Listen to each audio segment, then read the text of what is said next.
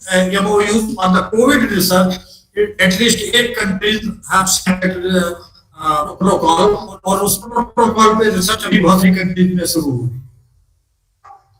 Ayurvedic institutions हैं, उसमें लगभग 3000 पोस्ट ग्रेजुएट एडमिशन होते हैं, जिसमें से 3000 सबमिट हो रही है। हार्डली 200 रिसर्च पेपर्स इनमें से पब्लिश होते हैं, और वो 200 भी ऐसे जर्नल्स में पब्लिश होते हैं जिनको ना कोई मानता है ना कोई पढ़ता है। लगभग 100 PhD सबमिट होती हैं हमारी प्रेस्टिजियस इंस्टीट्यूशन में, और इसमें अभी जो है नियम कर दिया गया है कि publication is the part of submission of the thesis, तो थोड़े से ज्यादा पेपर आने लगे हैं। और other than that 100 PhD scholars are available Ayurveda at IPG, TRA, NIA, BHU and these areas. बात आप सबके सामने रखना चाहता हूँ, इस बात को ध्यान से देखा जाए, और ये ध्यान से देखा जाए कि जो मैं रख रहा हूँ ये लगभग 50 साल पहले की बात है, 40 साल पहले की बात है। This was a delivered by Ranita Ayman at All India Institute of Medicine, New Delhi. ये जो टॉक है ये पब्लिश्ड है इंडियन जर्नल ऑफ फार्माकोलॉजी में 1979 में चोपड़ा मेमोरियल। मित्रों, जो प्रोफेसर रंजिता अयमान थे from the Kolkata institute of tropical medicine, और जो बात उन्होंने, बड़ा पेपर है और सभी आयुर्वेद वालों को पढ़ना चाहिए कि 48 साल पहले जो कहा गया वो आज भी ज्यों का त्यों खड़ा हुआ है रिसर्च के नाम पे। He quotes that subject of indigenous drugs is like sleeping beauty. It is probable that no magic drug as penicillin was called will be discovered in the materia medica of the ancient, as their system of medicine was based on the glucose theory and the balanced maintenance of the health rather than specific measures to eradicate the disease. तो एक pharmacologist जिसने 50 साल इतने renowned institute में काम किया, उसको ये बात समझ में आई कि आयुर्वेद में काम करना एक आयुर्वेदिक फंडामेंटल प्रिंसिपल्स के बिना पॉसिबल नहीं है।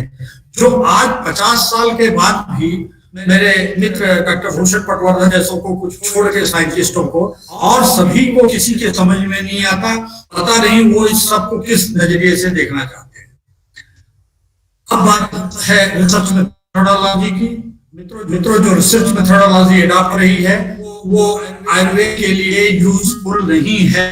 आरसीटी की रिसर्च में रसशास्त्र और द्रव्य गुण में किसी हद तक अप्लाई हो, किसी हद तक, it is not in total apply हो सकती है, पर इन जनरल, और ये बात आज की नहीं 2000 की बात है। ये WHO EDTRM जो है हो चुका है, और WHO की EDTRM के प्रस्तावना में डॉक्टर राय चौधरी ने ये बात कही थी, the methodology for research and evaluation of preferences should be based on the following basic principles. On the one hand, the methodology should guarantee the safety and efficacy of herbal medicine and traditional procedure-based therapy. On the other hand, use of conventional research methodologies, however, they should not become obstacles to the adoption and development of traditional medicine. ये बात 20 वर्ष पहले एक नई guideline जो है WHO ने जारी किया, WHO ने एक्सेप्ट कर लिया, और पता नहीं क्यों हम लोग अपनी आयुर्वेदिक इंस्टीट्यूशन में इसको नहीं एक्सेप्ट कर। अब इसका नतीजा ये पिछले 60 सालों में जो आयुर्वेदिक कॉलेजों में रिसर्च हो रही है, उसका नतीजा ये हुआ कि अब आयुर्वेद की हर्बल प्रोडक्ट्स का categorisation, Ayurvedic similar products, botanicals, herbals, phytopharmaceuticals, dietary supplements, nutraceuticals, supplements. हमारे लिए तो ये सब आयुर्वेद की औषधियां हैं और आयुर्वेद के रूप में ही जानी जानी चाहिए थी, परंतु शायद जो लाभ हैं, उन लाभ को अवॉइड करने के लिए ये सुविधाएं अपडेट की गई हैं। Conducting clinics for these will be different from category two category. एक बात और है जिसको हमारे अधिकारियों को बड़ी अच्छी तरह विचार किया जाना जरूरी है के लिए। Traditional digital library creating the problem regarding patenting, क्योंकि रिसर्च के लिए पैसा चाहिए। पैसा मॉडर्न में आता है फार्मास्यूटिकल कंपनी द्वारा। आयुर्वेद में कोई भी फार्मास्यूटिकल कंपनी रिसर्च पैसा लगाने को तैयार नहीं है, क्योंकि आउटकम इज नॉट पेटेंसी। तो इस बात को ध्यान में रखते हुए हमको इस पे भी विचार करना पड़ेगा। मैं इन समरी कह रहा हूं कि हमारी को क्या है कि स्टेटस ऑफ रिसर्च, आयुर्वेदिक जो रिसर्च है उसका the outcome of Ayurvedic research have not at ticket to the use of the benefit of the stakeholders of Ayurveda including practitioners of Ayurveda. Sectarian knowledge promotion and boost is not taking place. Ayurveda का कोई भला नहीं हो रहा है जो आजकल research चल रही है। रीजन जो भी हो रहा है वो मॉडर्न मेडिसिन आईसीएमआर के जो डाटाबेसेस हैं उसमें ऐड हो रहा है, क्योंकि हमने जो प्रोटोकॉल बना रखे हैं वो सब उनके लिए बना रखे हैं, हमारे लिए नहीं बना रखे हैं। अब धीरे धीरे चेंज हो रहा है। सीआरएस ने भी अपने प्रोटोकॉल चेंज किए हैं और उसमें बड़ी तेजी से बहुत अच्छी तरह चेंज होना जरूरी है। Reason all research are done by blindly following the modern registration of the clinical trials CTRI. अभी भी सीटीआरआई में मुझे एक फायदा हुआ। पहले तो अभी भी 50% रिसर्च भी नहीं हो रही है, परंतु अब लोगों में चेतनता आ रही है और धीरे धीरे सीटीआरआई में रजिस्ट्रेशन हो रहा है। और इसका एक फायदा ये हुआ कि कोविड रिसर्च के जमाने में 114 पेपर में से 114 रिसर्च वर्क्स को रजिस्टर्ड हुए, उसमें 69% बिलोंग हुआ है। तो ये बात पूरी दुनिया में गई है कि more than 69% research on corona in India is being done in the Ayurvedic drugs. So no set guidelines is available for to strengthen the knowledge of the science. एक समस्या ये भी हमारे जो वैज्ञानिक हैं जो नॉलेज को कहते हैं कि आयुर्वेद तो शास्त्र है, अनादि है, अनंत है, उनकी समझ में नहीं आता कि आयुर्वेद रिसर्च की जरूरत क्यों है। Need to increase the understanding of the fundamental principles of Ayurveda to develop Ayurveda further. Ayurveda को और विकसित करना है। अगर आप रिसर्च नहीं करेंगे तो विकास कौन करेगा? Increasing development of the evidence-based Ayurveda, globalization of Ayurveda, industrialization of Ayurvedic drug sector, ये सबसे इम्पोर्टेंट है। to counter propaganda, convince the users regarding safety and reproducibility of the drugs effect. Drug standardization for qualifications, classical formulations of using drugs to develop new drugs and formulations to develop new education. ये आज की सुबह का सभी TV headlines है। ये अभी आप जो है बात कर रहे थे कि हमारी जो है गाइडलाइन जारी हुई है कोविड के मैनेजमेंट के लिए, आयुष की हर्षवर्धन जी ने रिलीज किया है। अभी ये प्रोपोगंडिस्ट शुरू हुए हैं, वो कहते हैं जोर से लगे। तो हमारे जो है सो कॉल्ड डॉक्टर जो illiterate doctor is there evidence regarding from studies done on COVID-19 patients based on the criteria. ये सब प्रश्नों पढ़ें और आप समझें कि अगर आप हो जाएंगे रोज की रोज तो ये जो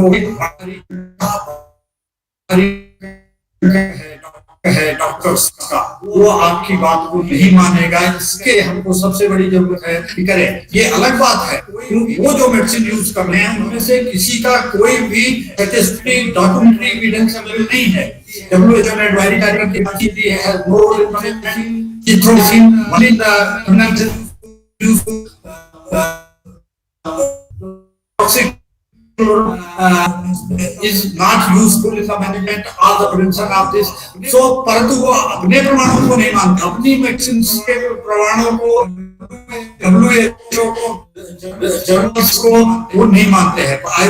इसके बारे में आप आज की डेट पे 3 लाख से ऊपर मेडिकल जर्नल्स में रिसर्च पेपर्स अवेलेबल हैं और उसको वो कहते हैं कि फॉल्स मेडिसिन तो इसलिए हमको डाटाबेस जनरेट करने पड़ेंगे इन सब चीजों को जवाब देने के। Why do we need clinical trials validation of the facts enumerated in Ayurvedic classic. हमको आयुर्वेद के करना है, हमको मॉडर्न वालों को करके नहीं देना है। To establish those indication side effect profile of any given drug, find out new better treatment modalities for diseases, to find out newer source material for the scarce and endangered medicinal plants, to find out treatment modalities for newer diseases, to standardize the treatment procedures for therapies, to find out the mode of action of the drug for regulatory approval, registration purposes and also for efficacy। कुछ अच्छी research अगर ऐसी generate होती है, DST में professor MS वलिया Khan जी के हुआ, जिन्होंने आपको बहुत सारा फुट होल्डिंग दिया है, तो ऐसी बड़ी मॉडर्न साइंटिस्टों द्वारा प्रकृति वाले कंसेप्ट में वर्क किया है, ऐसे बहुत सारे लोग अगर ऐसे रिसर्च भी हम देते हैं तो हमारे आयुर्वेद की थियरीज को इनरिच करने के लिए हमको बहुत फायदा मिलेगा। की rasayana theory, immunological and metabolic effect of panchakarma, welling of the prakriti concept. हमारी आयुर्वेदिक इंस्टीट्यूशन में बहुत सारी प्रॉब्लम है।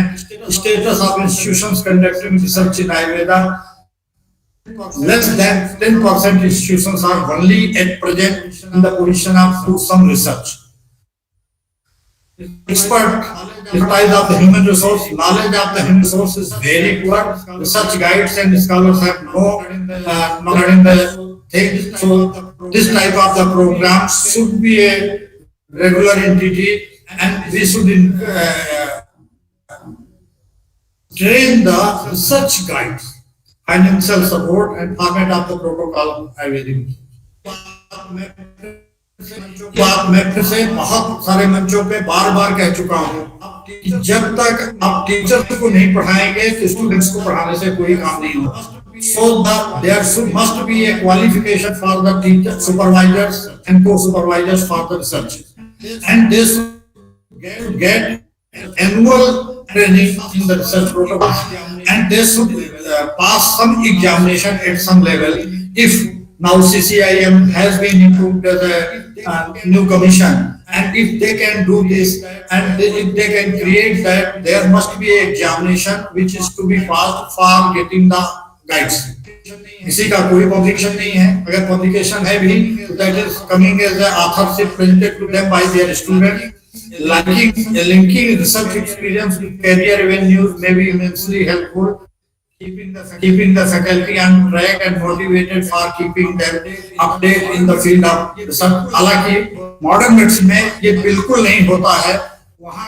वहाँ के तो रिसर्च गाइड्स और भी इलिटरेट हैं और उनको कुछ भी आता जाता है, और ये कई बार एमसीआई ने चेतावनी दे दिया कि पूरे वर्ल्ड के जो रिसर्च पब्लिकेशन है उसका भारत में जनरेट होता है 0.01%।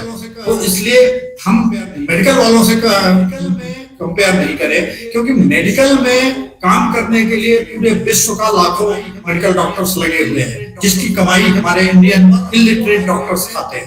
तो पर हमको आयुर्वेद में दोगुनी मदद मेहनत करके और उनसे आगे आना है, ट्रेन होना है, हमको नॉलेजेबल बनना है और आगे जाना है। Every teacher who is willing to do so should be given an opportunity to increase research in research and more, like in Pune University by the researcher program, various type of the programs they are doing। So इस प्रकार के programs और ज्यादा मात्रा में और संस्थाओं में किया जाना चाहिए।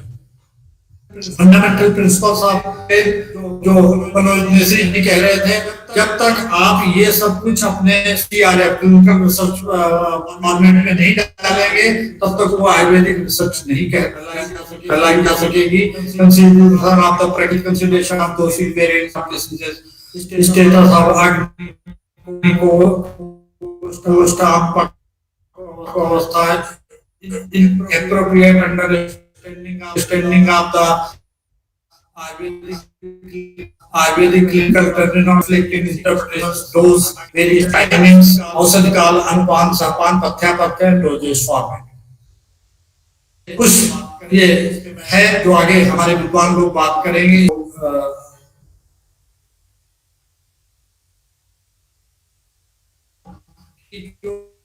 ओपनिंग दे रहा हूँ कि जो प्रेजेंट में ट्रायल्स चल रहे हैं उसमें कहलाता आरसीटीज, कंट्रोल ट्रायल्स प्रोड्यूस बायस रिजल्ट्स। ये पब्लिश्ड है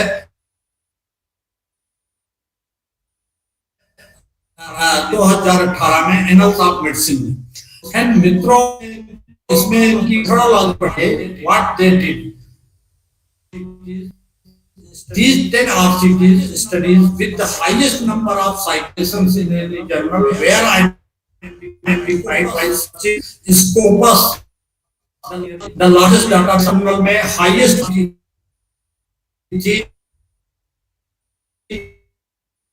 उनको इन्होंने सर्च किया और इसको तुलना किया।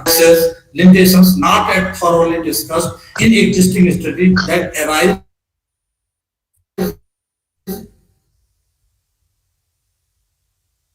when designing, implementing and analyzing the trial। तो उन्होंने ये कहा कि विश्व की जो 10 RCTs है उन्होंने अपने लिमिटेशंस को कभी डिस्क्राइब नहीं किया।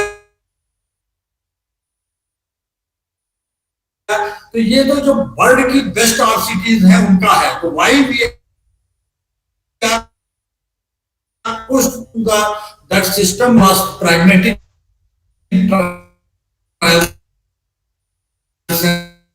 trials that treatment are well defined in our protocol.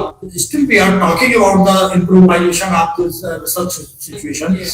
और हमारी मत ये है कि MD में क्लिनिकल ट्रायल सिर्फ इसी अवस्था में होने चाहिए जैसा हम चिकित्सा कर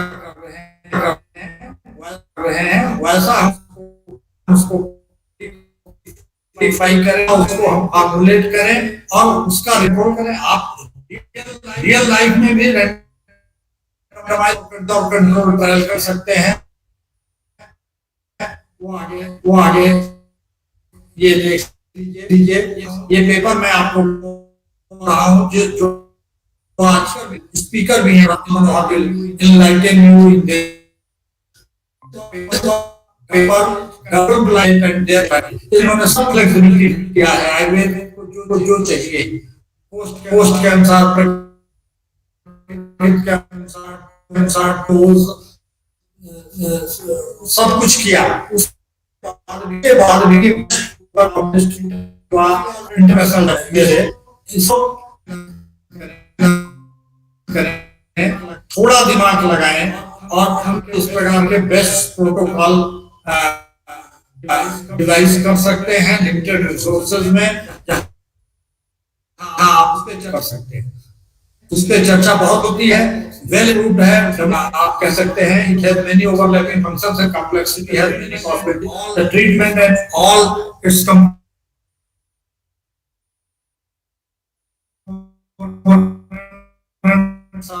are delivered and as they would be in the usual practice, allows the effectiveness of the traditional medicine to be determined either within its own critical framework. Single case studies, all the teachers and all the PG students should report at least 10 single case studies। जो आप कर रहे हैं, जो भी case देख रहे हैं उनको रिकॉर्ड करने का ये तरीका है। This again open-ended single-arm studies are the best suitable for our postgraduate studies। These are again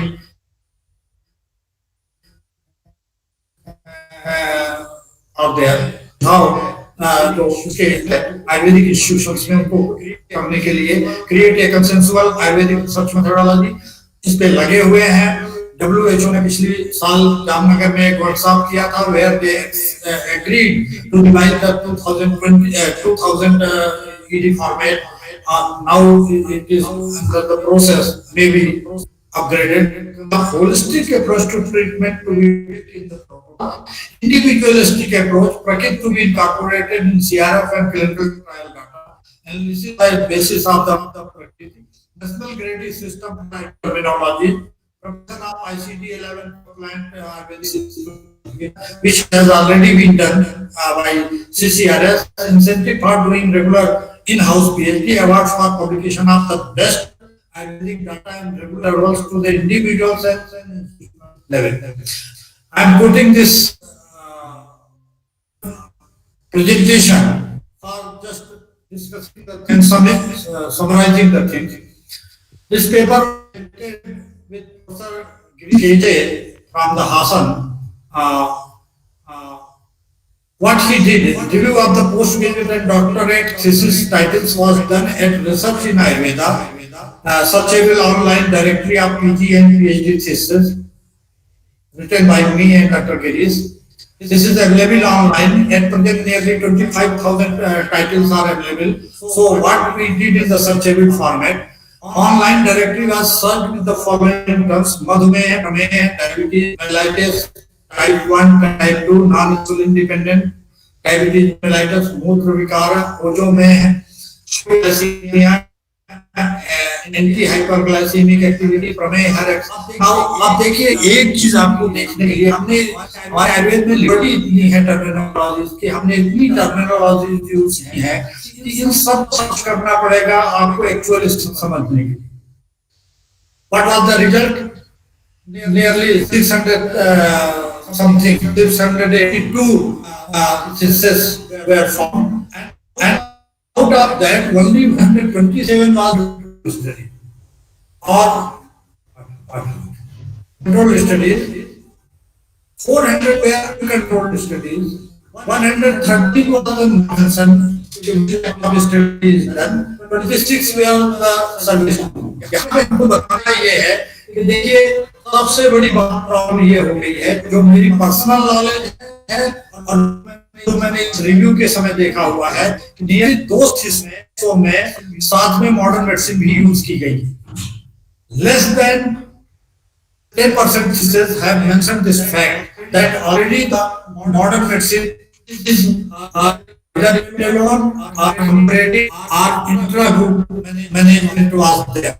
इससे नुकसान हमारा क्या हुआ? आज हर आदमी जब आप आयुर्वेद यूज करते हैं, आयुर्वेद की कोई भी मेडिसिन मॉडर्न ड्रग के साथ देते हैं, तो वो हमसे एक प्रश्न खड़ा करता है कि where is the drug interaction?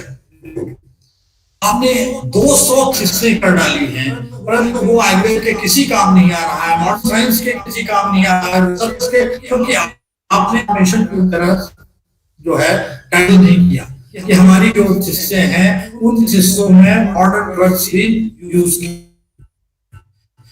इसलिए मित्रों इस बात को सबको ध्यान रखें. ये 2016 लास्ट डाटा है, 2 साल से बढ़ी है, कंट्रोल स्टडीज की संख्या बढ़ी है, परंतु हमको बहुत जरूरी है कि हम डिफाइन, कंट्रोल, प्लेसमेंट कंट्रोल सब कुछ जो कर सकते हैं, परंतु आयुर्वेदिक जो फंडामेंटल प्रिंसिपल्स हैं यूज करते हुए उसका रिसर्च जो है ये अंत में ये लास्ट बटन आ गया है, create a consensual Ayurvedic research methodology suitable and useful to Ayurveda. तुलना जी भी कहते हैं इसके समस्त वैद्यों को सबको एक करना पड़ेगा, एक अच्छी workshop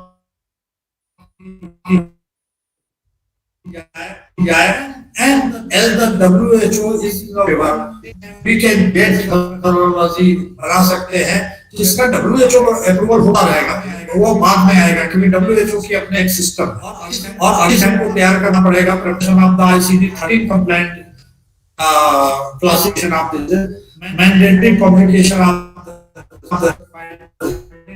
the findings, updation of in-house research journals,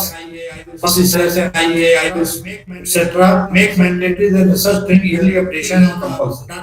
These are the database level, various databases. All the students will be told by the speakers. Ayurveda के और मॉडर्न के जितने डाटाबेस हैं उनको सर्च करने की आदत डालें.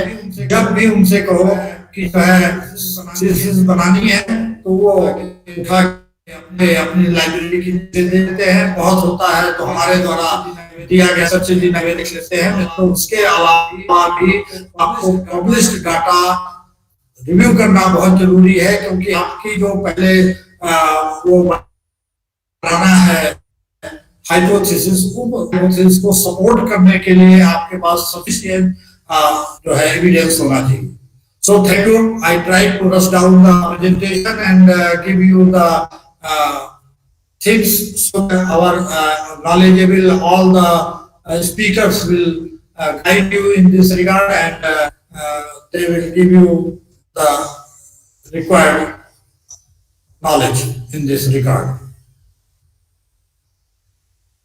So I thank this RAB and all the other speakers, and Arvind Tiruna ji, Manoj ji, and Anupam Srivastava ji. Thank you all. Thank you, sir, for your valuable remarks and sharing your wisdom of knowledge. Uh, if anybody want to ask anything that they can ask.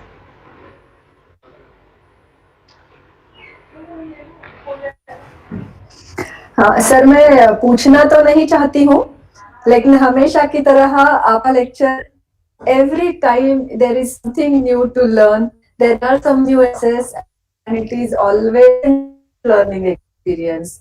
So sir, धन्यवाद फिर से एक बार. Thank you, thank you. Forward. Now let me introduce you our second expert of today's program, Dr. Nilangi Pandey ma'am. She is an independent health surgeon in Pune, especially on the issues of health equitations, women's access to health care and health budget. She was a part of the group working on universal health in Maharashtra. Since 2002, she has been involved in the field of such ethics and involved in the work of integrating sexual and reproductive health rights indicators in the framework of SDG. She has given many presentations on healthcare, health, space. She has published several articles in national and international journals. Now I request Dr. Nilali ma'am to continue today's session. Thanks a lot. Am I audible properly? Yes, ma'am. Yes, ma'am. Okay. Thanks a lot. At the outset, I would like to thank RAV for this opportunity and huge honor and privilege to speak in the same program where all the dignitaries. It's really a huge honor and colleagues like Dr. Asmita, Dr. Kishore, Dr. Girish. So all of you are here. So because I have limited time, I straight away go to my presentation and am I allowed to share the screen?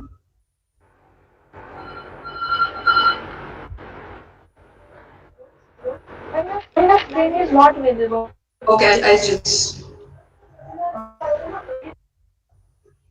Is it visible now?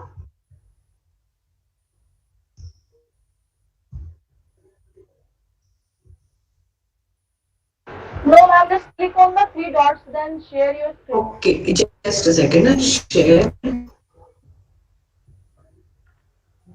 Okay. Yes, ma'am. It is. Yeah. Okay. Okay. So obviously, right? Yes. Okay, thank you. Yeah. So the topic that has been given to me today is understanding qualitative research, and I'm very thankful to the presenters because they included qualitative research in this 2 days training program. One of the reasons is because I think all of us are quite aware about the kind of hierarchy we face between Ayurvedic medicines, Ayurveda as a science, and modern medicine. So similar hierarchy many researchers do between quantitative research and qualitative research. So what I plan to do today is basically take you through the definition of qualitative research. Second is when do we actually do the qualitative research, because it has its own value and it has its own strength. So we need to know when do we use qualitative research. So it's not that same question you can hand to quantitative as well as qualitative. Compel you. There are certain requirements of your research question which will compel you to take the qualitative mode and not quantitative one. Then how, very briefly, because we have just 40-45 minutes. So just briefly, what are the qualitative research methods, and one or two lines about the ethics of qualitative research, because I know that you have a session on qualitative of research. So just start with see, whenever we are doing the research, there are two type of questions basically. One question is how much, and the second question is why. For example, in today's context, if you want to know the how many patients are suffering, like how many people are COVID positive, obviously you will have to take a quantitative way. But if you want to understand that out of take Ayurveda, again quantitative will help you. But why did they choose Ayurveda over modern medicine? That question you will not be able to answer through quantitative research. So whenever there's a question, research question, where you want to either describe something. For example, if you take 100 positive patients, you want to know how many went for Ayurveda, how many for modern medicine, how many just did yoga, Ayurveda, but you want to describe what different ways people are following. Second is understand the culture.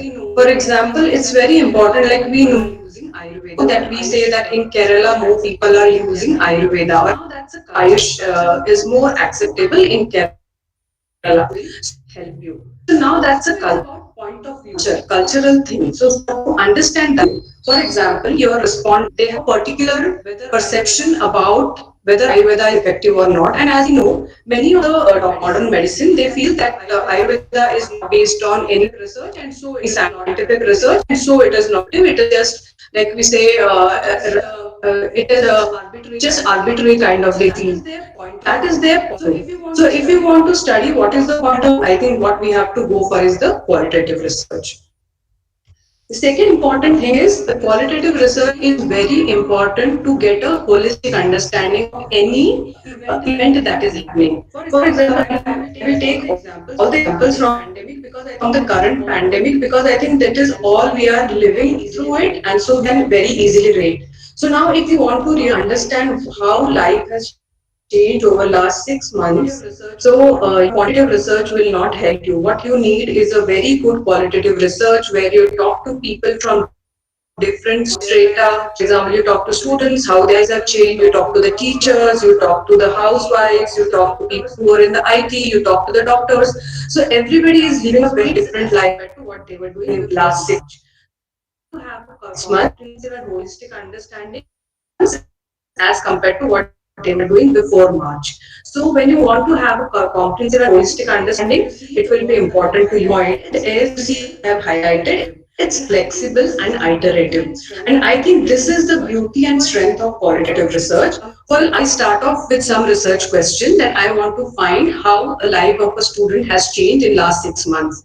But when I talk to two or three respondents and I feel that there are more questions I need to add to understand something more, you have that flexibility. So that's why it's a very it is an learning process where your first interview, first respondent will help you understand the situation and then you can include that in your research. So in a way, it's a flexible and iterative process.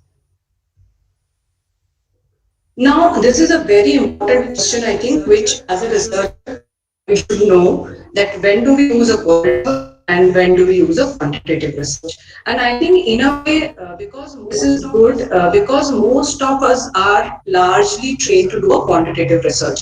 So because we are starting off this 2 day program with a qualitative research, I hope that this will stay through your mind for the next 1.5 days and also in the remaining research life, so that you know that when to use. So whether a particular research question will be better answered through qualitative research or quantitative research. So whenever you are studying the meaning of people's lives under real world conditions, and for example, again I will say like life after lockdown. So if you want to understand such thing, qualitative research is the best way to do. Second is representing the views and perspectives of the people. Again, the example is use of Ayush for COVID. What are people's views? What do they think the strength of Ayush and why did they choose? If you want to understand why a particular decision was taken, for example, I'll just take one example from my PhD research. I had looked at women who were young, like less than 40 years age, and but they underwent hysterectomy. So I spoke to those women to understand why did they accept hysterectomy, because like whether it was a clinical requirement or it was some other was a social decision or a family decision. And to my surprise, found that out of the women whom I spoke, since it was a qualitative research, I had talked to around 40 women, but none of them had any clinical condition which mandated hysterectomy. So it was not for cancer, nothing. Some women had undergone hysterectomy just after a single episode of pain in abdomen. So we can very clearly say that here the decision making process is totally different, and a quantitative research will not help me understand. So obviously my research design was a qualitative research. And third point is the contextual conditions, and I think when we all read about the news about the impact lockdown on migrants and the problem faced, I think so context is different. For example, and since it was all being covered in newspapers as well as on social media, all of us are aware that initially during the lockdown, people who were mostly office going, like IT professionals and others, they enjoyed it because everybody started cooking new recipes, new challenges, and all those things were there. On the other hand, there was a large group of people who were actually deprived of basic necessities like food. So then there was a group who was trying to help these people. So I think the effect of lockdown was totally different. So once this pandemic is over, if I want to understand what's the context, I will have to undertake a qualitative research. And then again, I think very important if you want to understand why people act in a particular way. And I think there could be no other good example than use of masks. We know that now only 2 or 3 ways of avoiding corona is one is use of mask, other is hand wash, and third is maintaining social distance. However, people are yet not serious enough, and we see like whenever I go on the street for any important work, then we see that around 20 to 30% people are not even having a mask around their neck. So 20% people have no mask at all. Out of the remaining people who have mask, 10-20 people have around the neck, and only 40 to 50% you will find who are wearing proper mask even when they are speaking. Otherwise, we see that generally out of this, people take the mask down when they want to speak to you. So I think if you want to really understand human behavior in this pandemic, I think qualitative research will help us. And also, qualitative research helps you to get information from multiple sources. Now, I think as a researcher, since it come up with a situation where you are not very sure whether you would like to take a approach or a quantitative approach.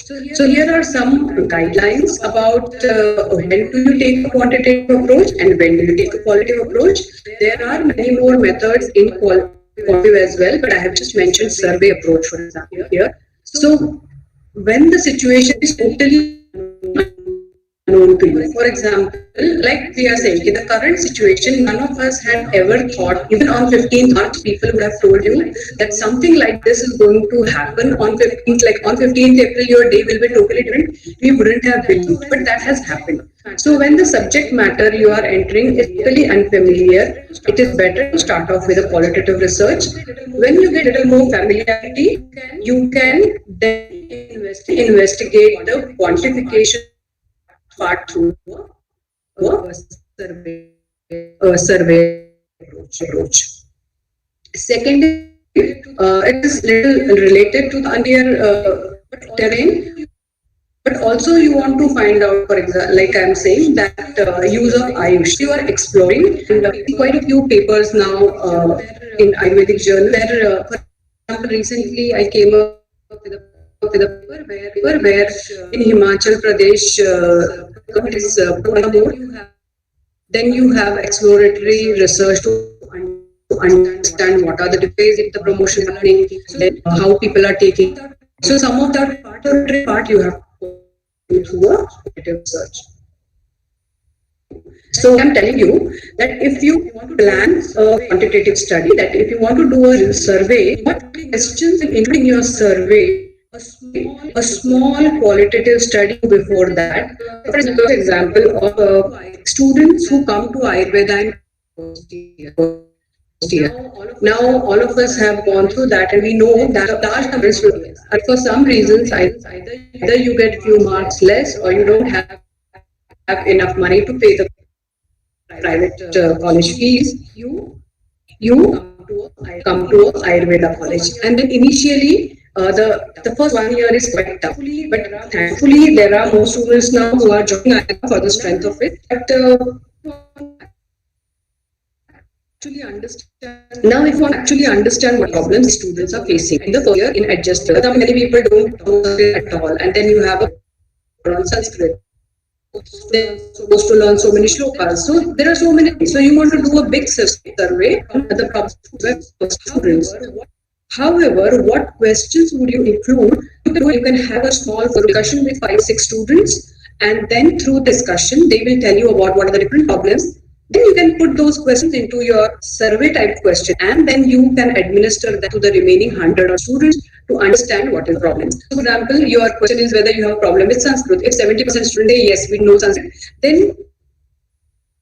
then you can quantify, okay, that majority students are facing the problem with the language. So, but the questions that you would put into survey will be guided from your initial exploratory research. Now, second part is where I'm saying you want to explain something.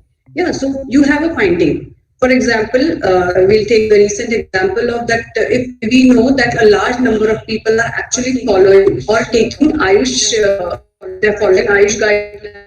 They are using Ayush medicines for combating corona.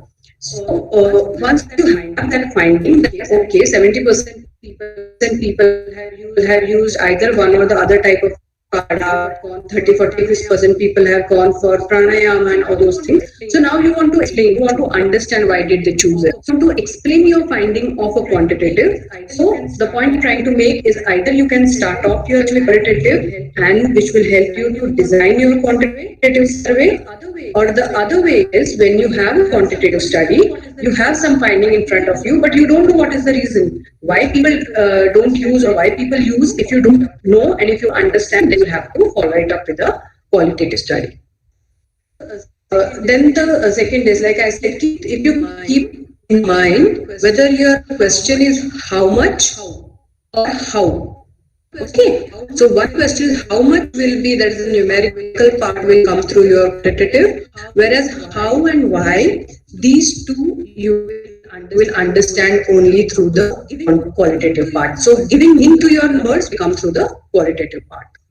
Then very important thing, if you want to have a generalization of your research, you will have to go for quantification, because the qualitative study cannot be generalized. Because like I'm saying, you talk to if you take the same example of students, suppose in your focus group, you those students who are already from urban areas, and then they may have different problems that they are facing as compared to the students who are from the rural area. So you just go by the finding of a focus group discussion of people of a particular context. You can't say that this is true for other contexts as well.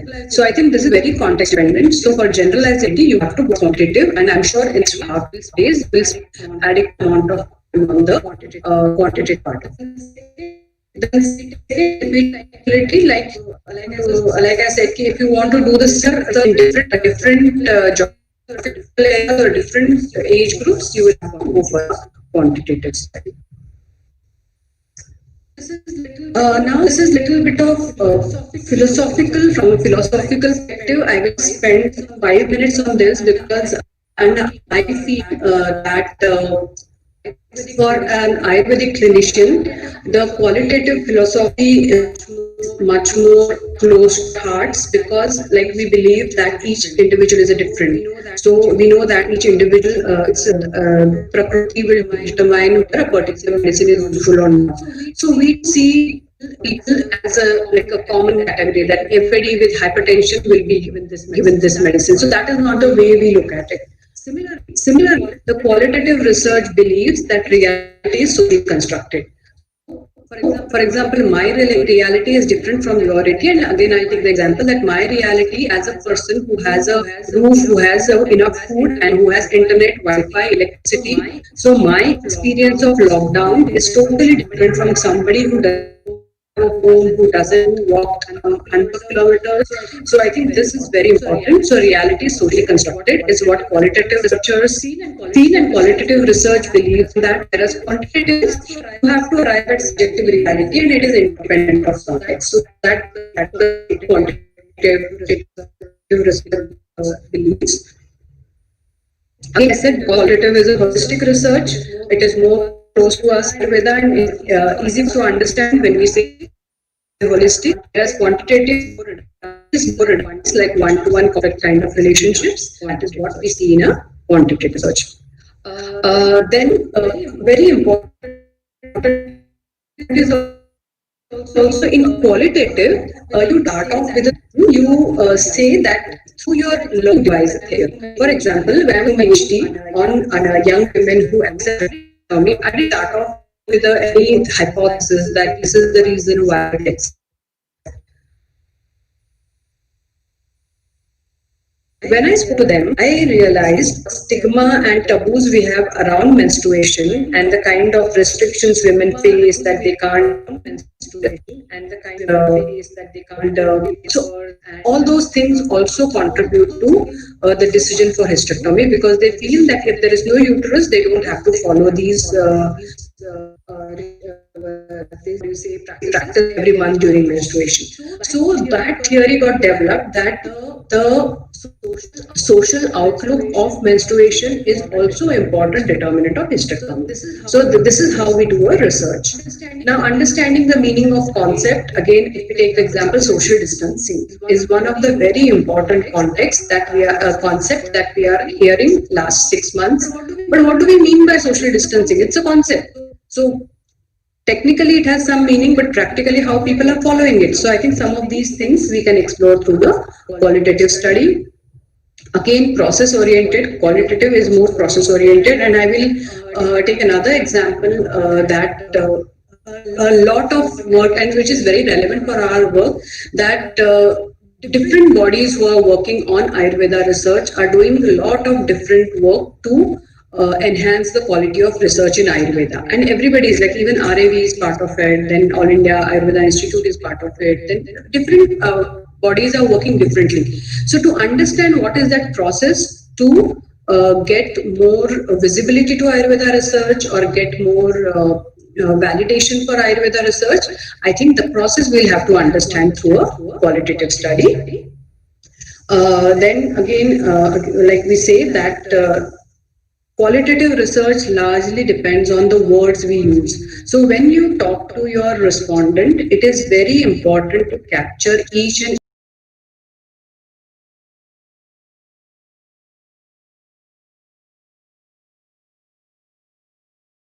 concept of happiness and your concept of happiness are different. So if you ask me, how do I feel? I say, I'm happy.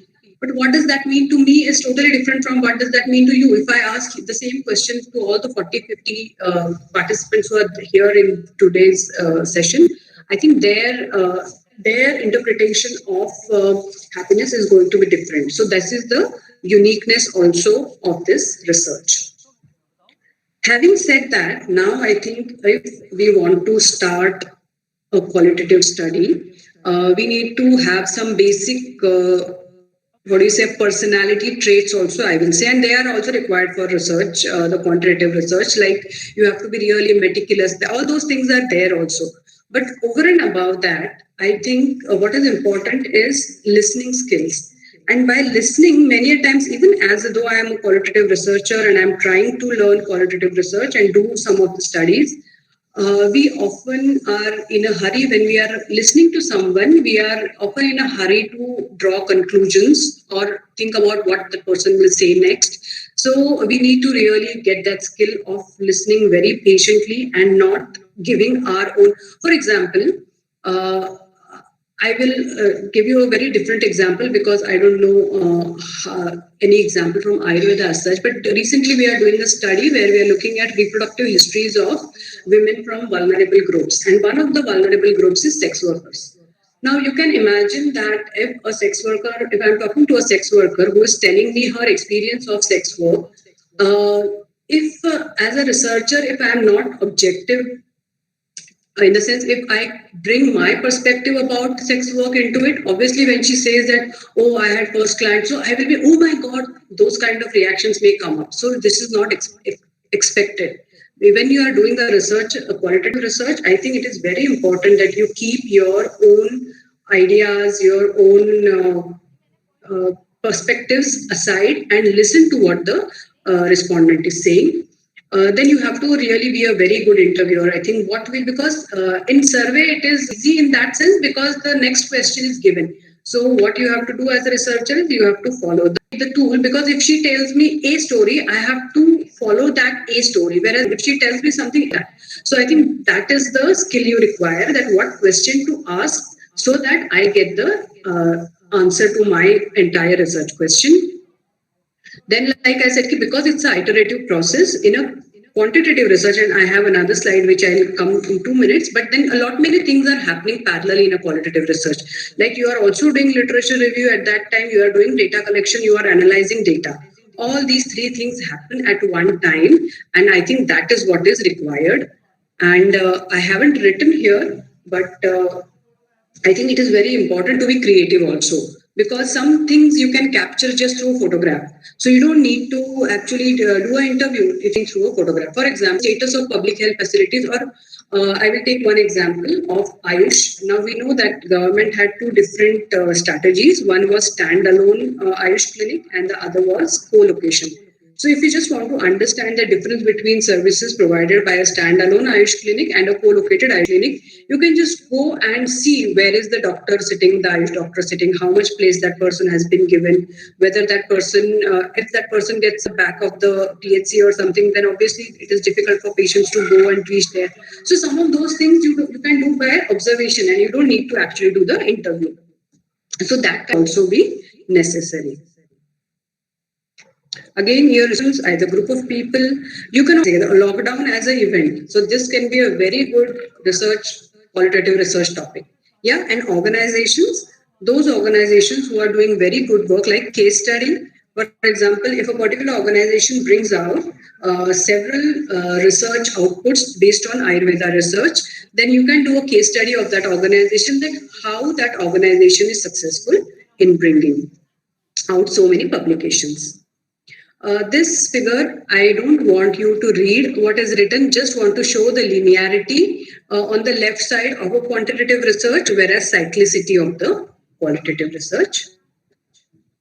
I am rushing a little bit because we have just 40-45 minutes. I will try and finish in 35-40 minutes and give 5-10 minutes for questions. Again, just look at this figure, that there are cycles within the bigger cycle of research. So things are happening simultaneously.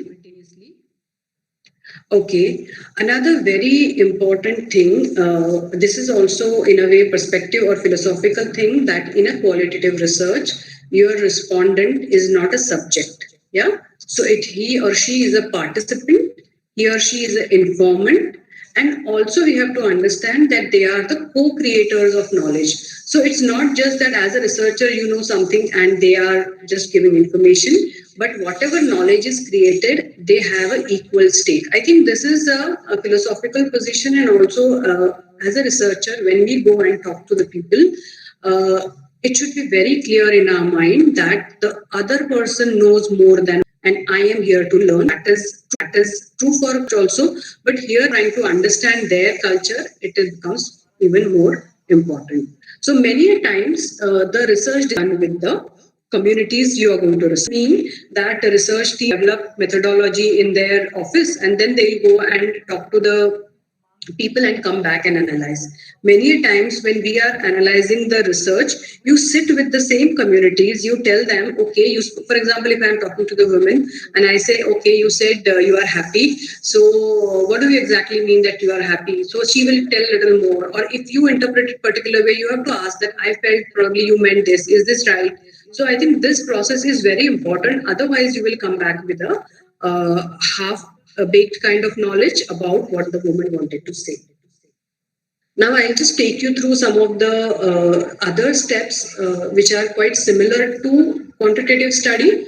For example, sampling we all know, and in quantitative, it is the random sampling which is given utmost importance. If you do not have a random sampling method, probably your study will be considered to be as a biased. But here, what we call it is a purposive sampling. Why purposive? Because, and purposive doesn't mean that somebody whoever you meet on the street, you just talk to that person.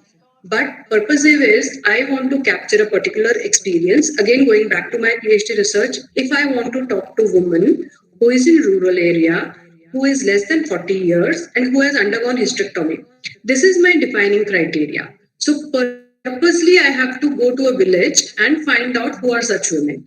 Other example, like I'm saying, if I'm going to talk about migrants during lockdown, I can't randomly go in a village and say ki I talk to everybody, or do a random sampling and say ki every third house I will go and talk. If there is no migrant person in that family, obviously my research will not be fulfilled. So it is a purposive in the sense you have a very clear definition of your criteria, who fits into your study, and then you will go and talk to those people.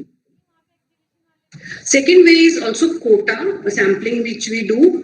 For example, like I said, if I want to talk to particular students from rural areas, the first example which I took about the first year students of Ayurveda. So if I can have a sort of quota that I will have some students from rural, some urban, that also we can do. Third is very important, snowball sampling. And snowball is like a snowball. When you see how the snowball comes from the top of the mountain to the down, it gathers a lot of snow, and by the time it comes down, it becomes big. So, and this is important for studies where the topic is sensitive.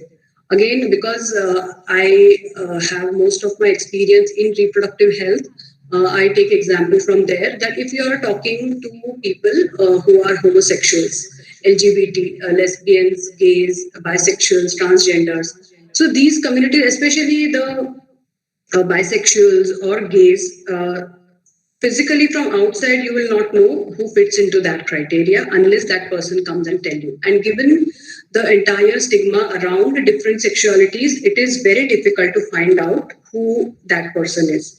So when you have to do this kind of sensitive research, what is usually done, that either first one or two respondents you find out through your contacts, you seek their consent, and if they are willing to speak, you talk to them, and then you ask them that if you are okay, can you tell us if there are any other your friends who would be willing to talk to us. So through one, you go to the other person, then to the third person. This is the snowball sampling, which is very essential for sensitive topics. Now, sample size. This is again, I think, for every research, and many of the studies are rejected in the quantitative research because the sample size is not enough.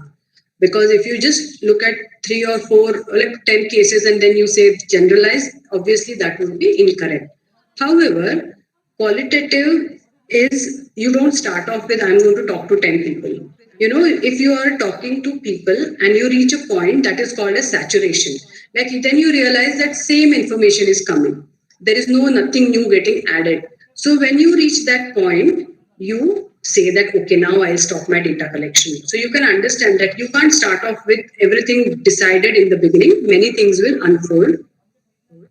I will not go into details because qualitative research in itself takes 2 days completely to actually say how these different methods can be used. But you have a big toolbox. Yeah, as a qualitative researcher, there are many tools in your hand, like unstructured interviews. Some are totally open. Yeah, like you just go and because you have a very good rapport, that you have to understand. You can't just go for a qualitative research, you have to build a rapport, and then like you're talking to your friend, you talk to the respondent, and then you gather your information, and then you come back. That is totally unstructured. Semi-structured is you have broad guidelines. For example, this is the area where for my PhD, for example, I asked them about their entire experience of menarche, how was their menstruation generally, when did they get married, what was the decision around marriage, how was the decision about hysterectomy taken. So I had broad guidelines, but within that questions are totally flexible. Second is like observation, the example I gave about if you go to a PSC, you observe what kind of treatment Ayush doctor is given and all, so that you could do observation. Observation also can be unstructured, structured. Then there are group interviews that certain topics you can study through a group discussion, focused group discussion or non-focus. And then there are others like mapping and timelines. For example, reproductive history, the timeline, we are doing it through the timelines. Very quickly, because the data is vast in qualitative studies and it's not just numbers. I think if you look at quantitative and qualitative, little bit of comparison, quantitative takes more time for data gathering because the numbers are big. Like you have to do 100 interviews, 200 interviews. You take more time for data gathering. But nowadays, with the help of technology, you enter at the time of you are doing the interview. So I think data entry becomes much more easier. And then once you take a table, it becomes easy to analyze it. However, here your entire trust is on the data, the words that have been spoken. So analysis takes a lot of time in qualitative because you have to really understand each and every word that has been said and put it in a form of a theme. For example, the reproductive histories research, what I'm doing, we are looking at theme that how women are able to negotiate. So negotiation becomes a theme.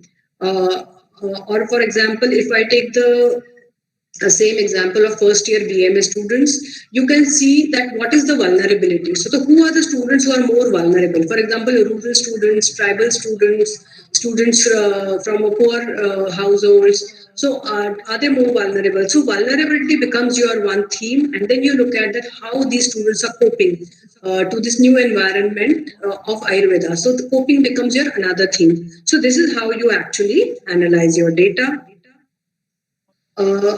Now, I will not go in details of the entire ethics part, but what I would like to emphasize is that here it is very important to anonymize because you know everything about the respondent. You know, we have all the detailed history, everything, so your data has to be really anonymized. Anonymity, confidentiality is very, very important because you have a rich description of that person's life with you. Yeah. So, for example, if you describe everything else and not say, just not give the name, but if you go to a particular village and if you say that this person is Asha, and then it doesn't matter if you don't give the name because that there's going to be only one Asha in that village. So, when you are describing your respondents, you have to take utmost care so that there is no information which will be identifiable. Also, I have mentioned about transcription. Many times what happens, we record the interviews and because as a researcher, we don't have time to do the transcription, we give it to somebody else, somebody who can do it on a professional basis. So you have to be really careful if you're giving that information to someone else, how will you anonymize that information is very important. Again, it's not just the interview records that is the data, but your field notes, your all other information. You, as a researcher, you have to also go and see how is the environment in which this interview happened, and all that information is also part of your data. Because I'll give you one example that if you are talking to a young daughter-in-law, when her mother-in-law is sitting next to her, just imagine the kind of answers if you're talking about any difficulties that she is facing, how the response will be when her mother-in-law is around in the room and when she's not. Or example, if we take for students, if you're doing a focus group discussion in Ayurveda college and if the professor is in the room, you can imagine that what kind of responses will come. Whereas if the professor is not there, what kind of responses will come. So I think all these things matter a lot and we have to be sensitive to these issues as well, and you have to note it down. This is little may not be strictly applicable for those who just go as researchers, but some of us, we are also working, like I also work on women's health rights, so it becomes, or if I'm a doctor, for example, I'm a doctor and my respondent asks me for some medicine, so do I tell that person or no? Because I am going there as a researcher, I'm not going as a healthcare provider. So you have to think of all these situations and you should be clear what role you are going to play. So, in a nutshell, I will just summarize in 1 minute, and what I will do is just summarize, and I'll tell you that the qualitative research is a beautiful way of eliciting information when you want to understand what people are living through. Any situation you take, what they are living through, and I think it is very important also for research related to Ayurveda, or, for example, if you are doing a panchakarma, you are doing something, how that person feels after that treatment is over. You may have parameters in terms of their blood investigations, BP, pulse, and all those things.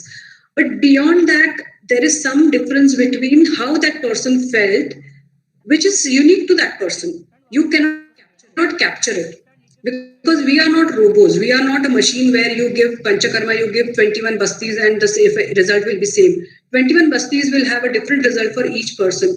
So I think to capture that difference, we will have to do the qualitative research. So what I wanted to do is to try to link it that how it is useful in our work also. So we should also definitely try to integrate qualitative component in the quantitative studies we are doing, because I think that is the strength of Ayurveda, because we are unique and we are individual based medicine. So I think that qualitative aspect is very important. So having said that, I will just stop here, because this was just an attempt to take you through a qualitative research.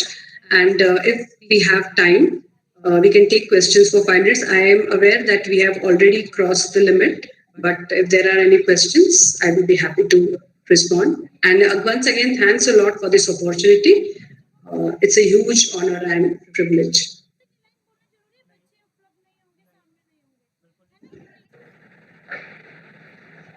Thank you, ma'am, for your valuable remarks and sharing your wisdom of knowledge. If any participant want to ask any question, then we can ask. I think everybody got this, and there is no Okay, no question. worries. I think people are also maybe hungry. It's a lunchtime. No worries. I'm happy to answer if there are any questions in next 1.5 days. Please let me know. I will send written responses if there are any questions. Okay, ma'am. Thank you, ma'am. Now we are ending our today's first session. We will start our second session at 2 p.m. So just be prepared and try to be join on time. Thank you.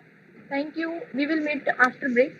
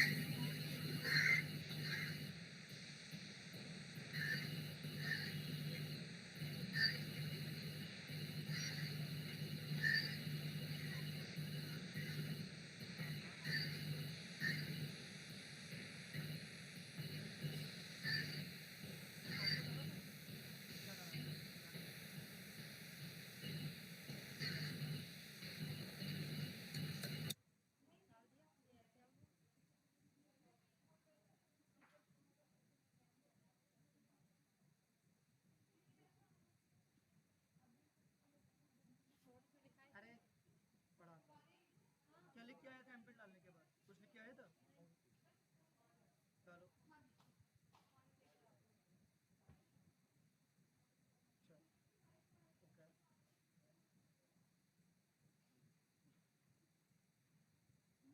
Okay, वो हो गया।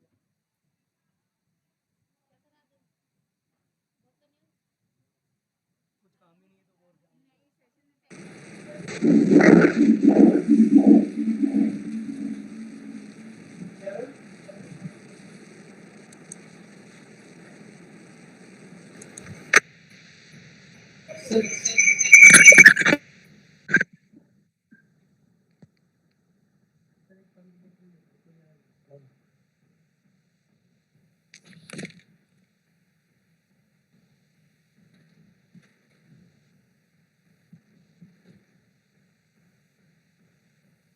ये आवाज क्यों बंद हो गई?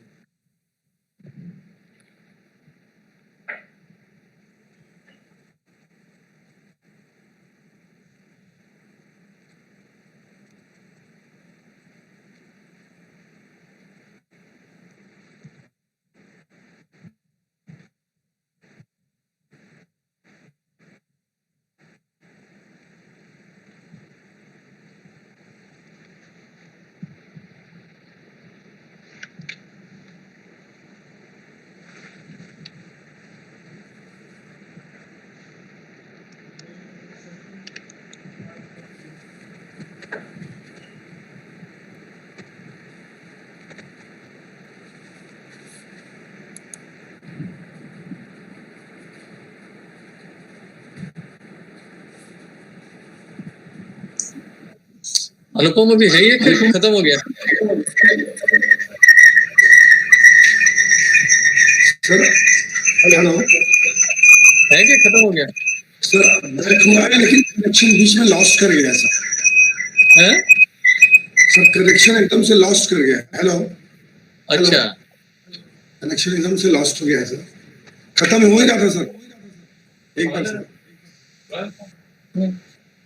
मेरा कनेक्शन एकदम से लॉस्ट हो गया, मैं दोबारा ज्वाइन कर रहा हूँ। अच्छा, लेकिन बाकी तो कोई दिख नहीं रहा है इसमें। हाँ मेरी इस एंड मेरे एंड पे सर खत्म, मैं चेक कर रहा हूँ। रितु मेरा पता नहीं क्यों लॉस। रितु वो आधे घंटे का सर 1:30 बजे ब्रेक था। Hello hello hello hello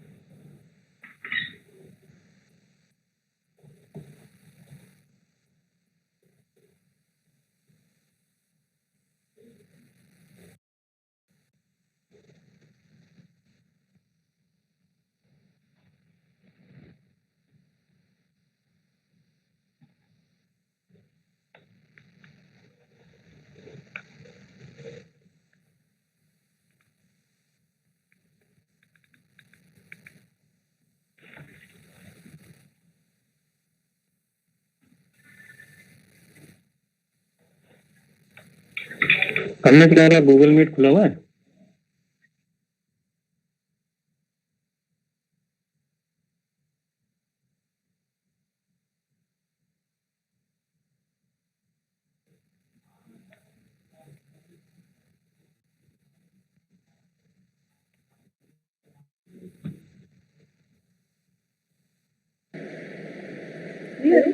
That's it.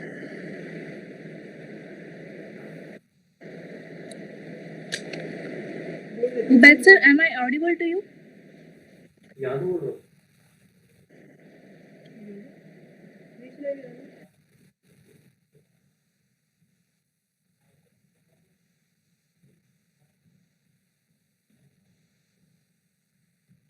Hello Yes, sir. Ritu, can you hear me? Hello. Yes, sir. You are audible.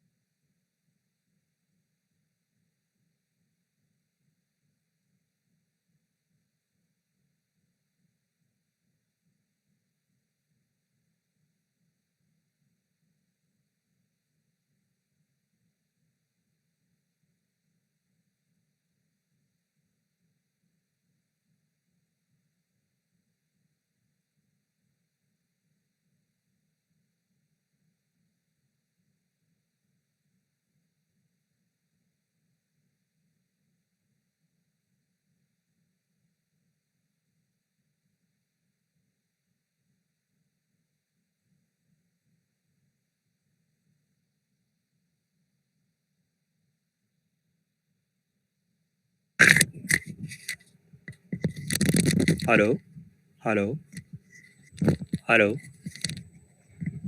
Yes, sir.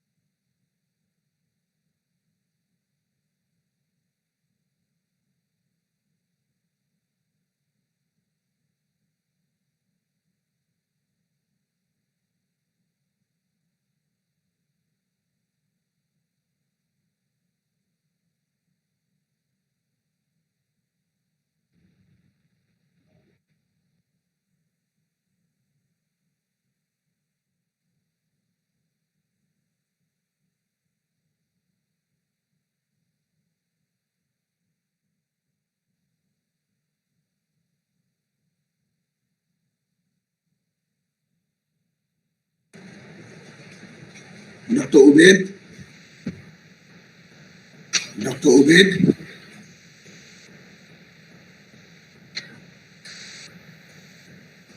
Dr. Ubaid. Not audible. आपकी आवाज तो आ रही है ना? It is not listening.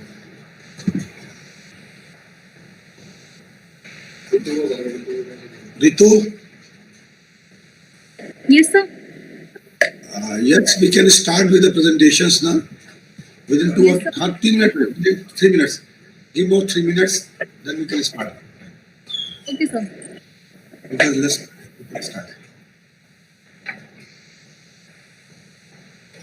Talk to expert. Talk to expert, Dr. Tilu, please. Dr. Girish, talk to him. Be ready, everything. Yes, I'm here. Oh, great. Oh, great. Yes. We'll start in a minute. I'm ready. Yes. Yeah. Yeah.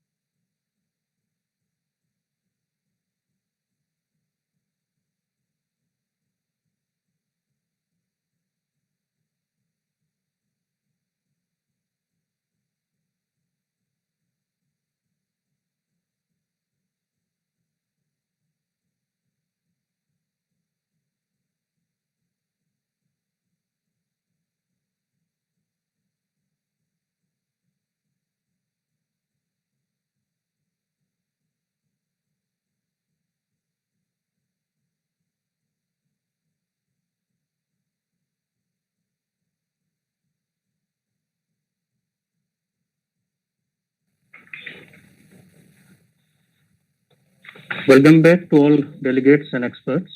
Now we are starting our session, second session, post-run session.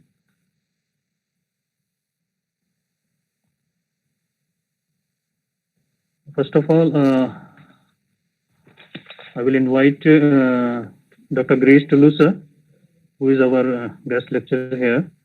Dr. Grace Tulu is working as assistant professor in Center for Complementary and Integrative Health, Savitribai Phule University. He has 16 years of research experience in interdisciplinary environment.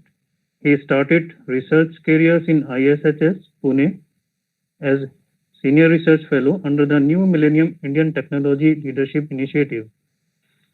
His research included development of diagnostic technology, health awareness software, and mobile technology-based health informatics. He had published 2 books along with several chapters. So I invite Dr. Girish Tulu, sir, kindly present your lecture.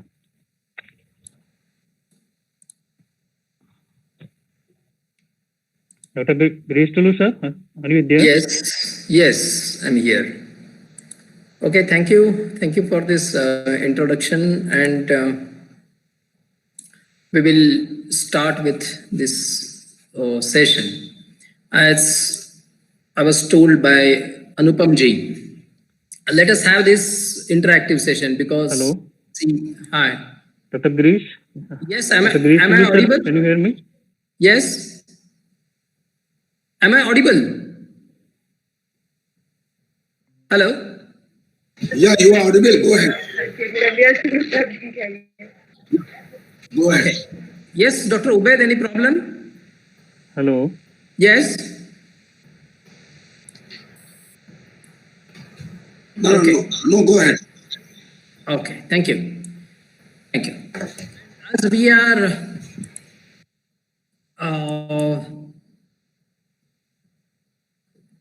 a small group, we can have this session as an interaction.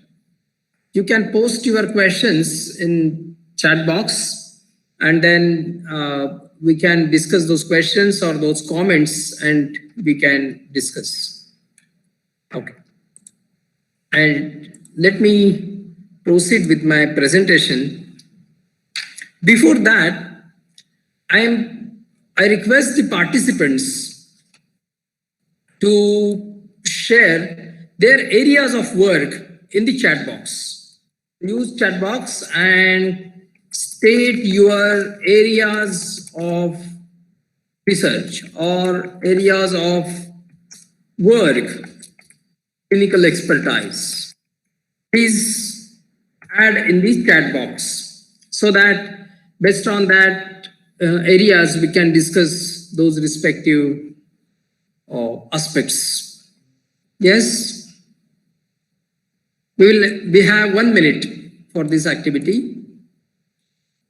Please add areas of your research or your clinical experience, expertise, areas of your interest in the chat box. We have 1 minute.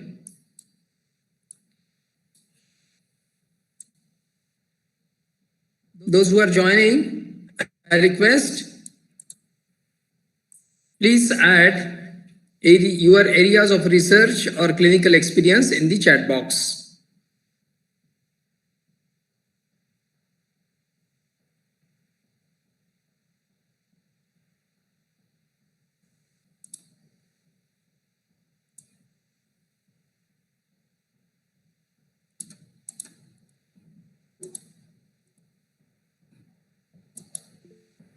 Yes.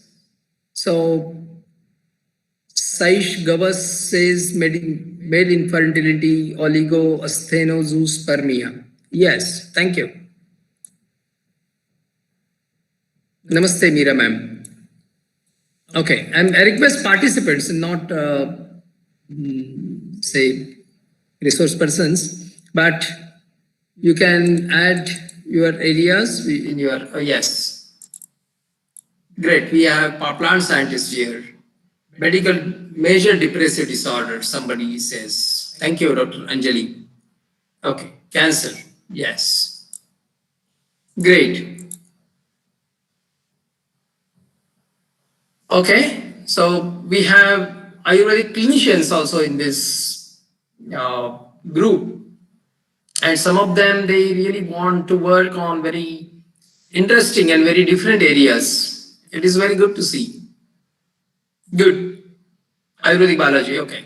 Some of them, they have added their areas of work in the chat box, and based on those areas, we may take some of the examples in my presentation. Okay, so the time is over, and then we will now proceed with my presentation.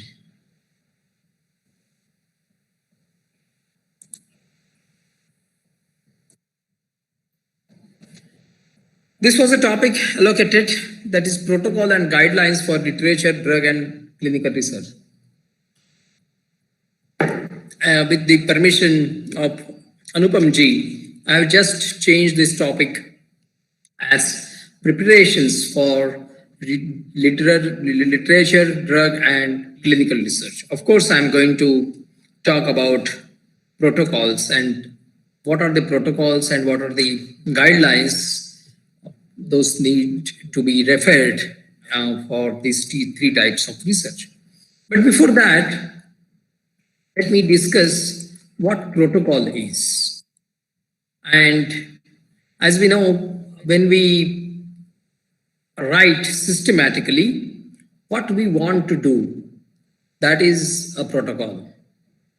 And when we write what we have done, that is a research paper. So this is the difference between protocol and research paper. Unless we develop a good protocol, we cannot do good research, and hence the quality, comprehensiveness of research protocol is very important before we actually start. The literature meaning of the term protocol is this: it is a code of correct conduct, a procedure for how an activity should be performed, and that is important for avoiding any inconsistencies in methods, and that rules out the rules for determining the format and transmission of data. They are enlisted by the protocol. There are many definitions of protocol, or there are many descriptions of this protocol. The protocol is a document that provides sufficient details to enable understanding of background, rationale, objectives, study population, interventions, methods, statistical analysis, ethical consideration, dissemination, plans, and administration of a trial. Replication of key aspects of trial methods of conduct, and appraisal of trials' scientific and ethical rigor, from ethics approval to dissemination of result. The entire span of research, how that is going to be performed and that is going to be reported. Purposefully, I'm going to discuss this clinical protocol because once we understand the nitty-gritties and details of clinical protocol, we can also implement that thought process and that rigor in our literature research or in drug research. Of course, I'm going to also share and discuss the related documents for drug and literature research, but that is going to be in some of my last slides. And research protocol is more than a list of the items. It should be a cohesive document that provides appropriate context and narrative to full understand of entire elements of our experiment or our research. Now, I was told that many of the participants are postgraduate students or even clinical practitioners. If we define the protocol or minute details of our work, then only we can maintain consistency in our activities. Then only we can maintain quality of every action which we are going to do in the series of several activities in that research project. And hence, it may be our postgraduate dissertation, or it may be a multinational, multi-institutional big project. The understanding of this protocol and the sensitivity to abide by the protocol frame is very important in every research setting. And hence, in protocol, we expect a detailed description of every activity. For example, if somebody is working on conceptual analysis of clade from Brihattrai, now the detailing starts from very fundamental aspects. Brihattrai means what? whether you are going to include Ashtanga Hridaya or not, or when you say Bruhattari, you are actually going to work on all the Sangraha and Hridaya and henceforth text in practical. Which are the, what is the span of that particular conceptual study? Are you going to use which kind of commentaries? Will all the relevant tika or commentaries be referred? Not all, then which? And hence, the minute detailing starts when you just say a very simple, not even a sentence, but as a given title, that conceptual analysis of clade concept. There are so many detailing is required. It is not just verbose detailing or description, but it also lays down a frame of action and consistency in all our activities, and that helps understand what is the scope and limitations of that particular work. I'm also going to discuss, whenever we write such research projects, what actually the reviewers and editors expect. But to satisfy all those criteria at the end in our research paper or in our dissertations or any research report, we should have the first clarity about all the methods in research protocol. And hence the protocol should be comprehensive and detailed description. For example, I am discussing protocol as an example of a clinical trial that includes an intervention. A description of a complex intervention, that is training material, figures to enable replication of the persons and appropriate expertise that is also required. And hence, protocol is well written, and that is essential for achieving high quality research.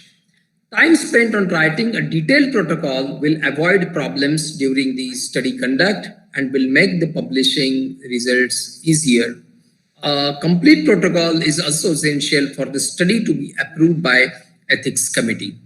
And hence, whenever we write a study plan, we are expected to provide a protocol, how we are going to do this. In case of human volunteers, participation of human volunteers, our protocols are expected to be approved or screened by institutional ethics committees. And they really go into details of our protocol. Importance of protocol that plays a key role in study planning, conduct, interpretation, oversight, and external review by detailing the plans from ethics approval to dissemination of results. How I'm going to do all those things. For example, if somebody is working on drug research and the topic of drug research is, say, comparison of various extract types in laboratory assays. Now, whenever you say that I'm going to use various extract types, then which extract types and how I'm going to do that, where that particular extraction be done. If I'm going to use the Panchavida Kashaya Kalpana, then how I'm going to actually do those type of kashaya, where, at what temperature, in what quantity, how the raw materials, processing, and the finished product is going to be assessed. All those detailing is required, and hence a well-written protocol facilitates an appropriate assessment of scientific, ethical, and safety issues before we start our experiment or a trial. We have to ensure consistency and rigor of that trial conduct and full appraisal of the conduct and results after trial completion. It is not just about trial, but as I said, suppose we are going to use any drug for extraction, how we are going to ensure batch to batch consistency. For example, if we are going to use, say, ashwagandha kshirapak in our study, maybe drug research or clinical research, I'm going to ensure the consistency of the same material, it's in same quantity and with the same quality to be administered. What measures I'm going to do for that? This should be thought, discussed and written properly. In case of any interventional protocols, we have to develop that protocol and submit that protocol for ethics committee. After ethics committee review, we have to register in clinical trial registry if the protocol is related to any intervention. When I say intervention, that intervention can range from awareness, education, advice, prevention of something, stopping something, avoiding some hetus, and to the surgical intervention, any kind of intervention, any kind of treatment or management aspect. When we include that in our research, then we are expected to take ethics committee approval and register that protocol prospectively in trial registry before we initiate any kind of actual participant enrollment.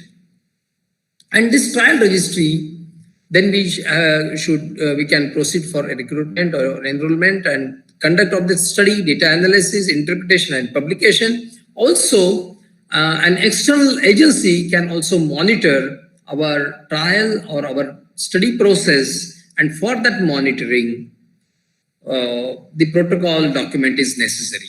It is important for an investigator who is internal part of the team, but that is also important for an external assessor. And in case of interventions, the protocol that is uploaded on clinical trial registry, that is also studied by the reviewers and editors of our research paper.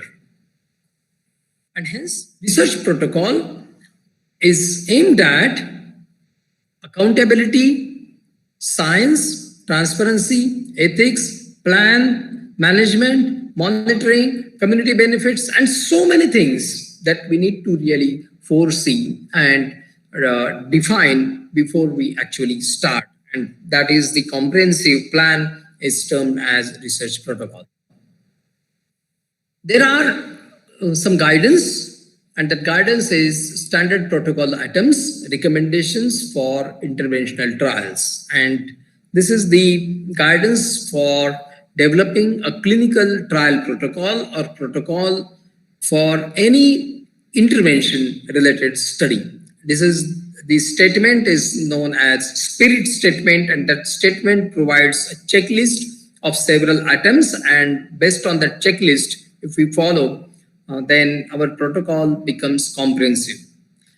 This checklist, some of the items of the checklist may not be relevant or valid for Ayurvedic research.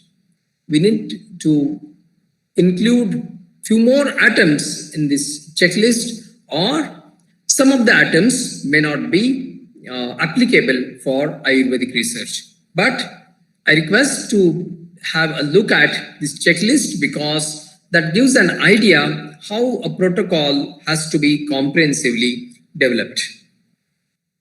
This is the spirit checklist available on website spirit-statement.org, and that gives a detailed understanding of how a clinical trial should be planned.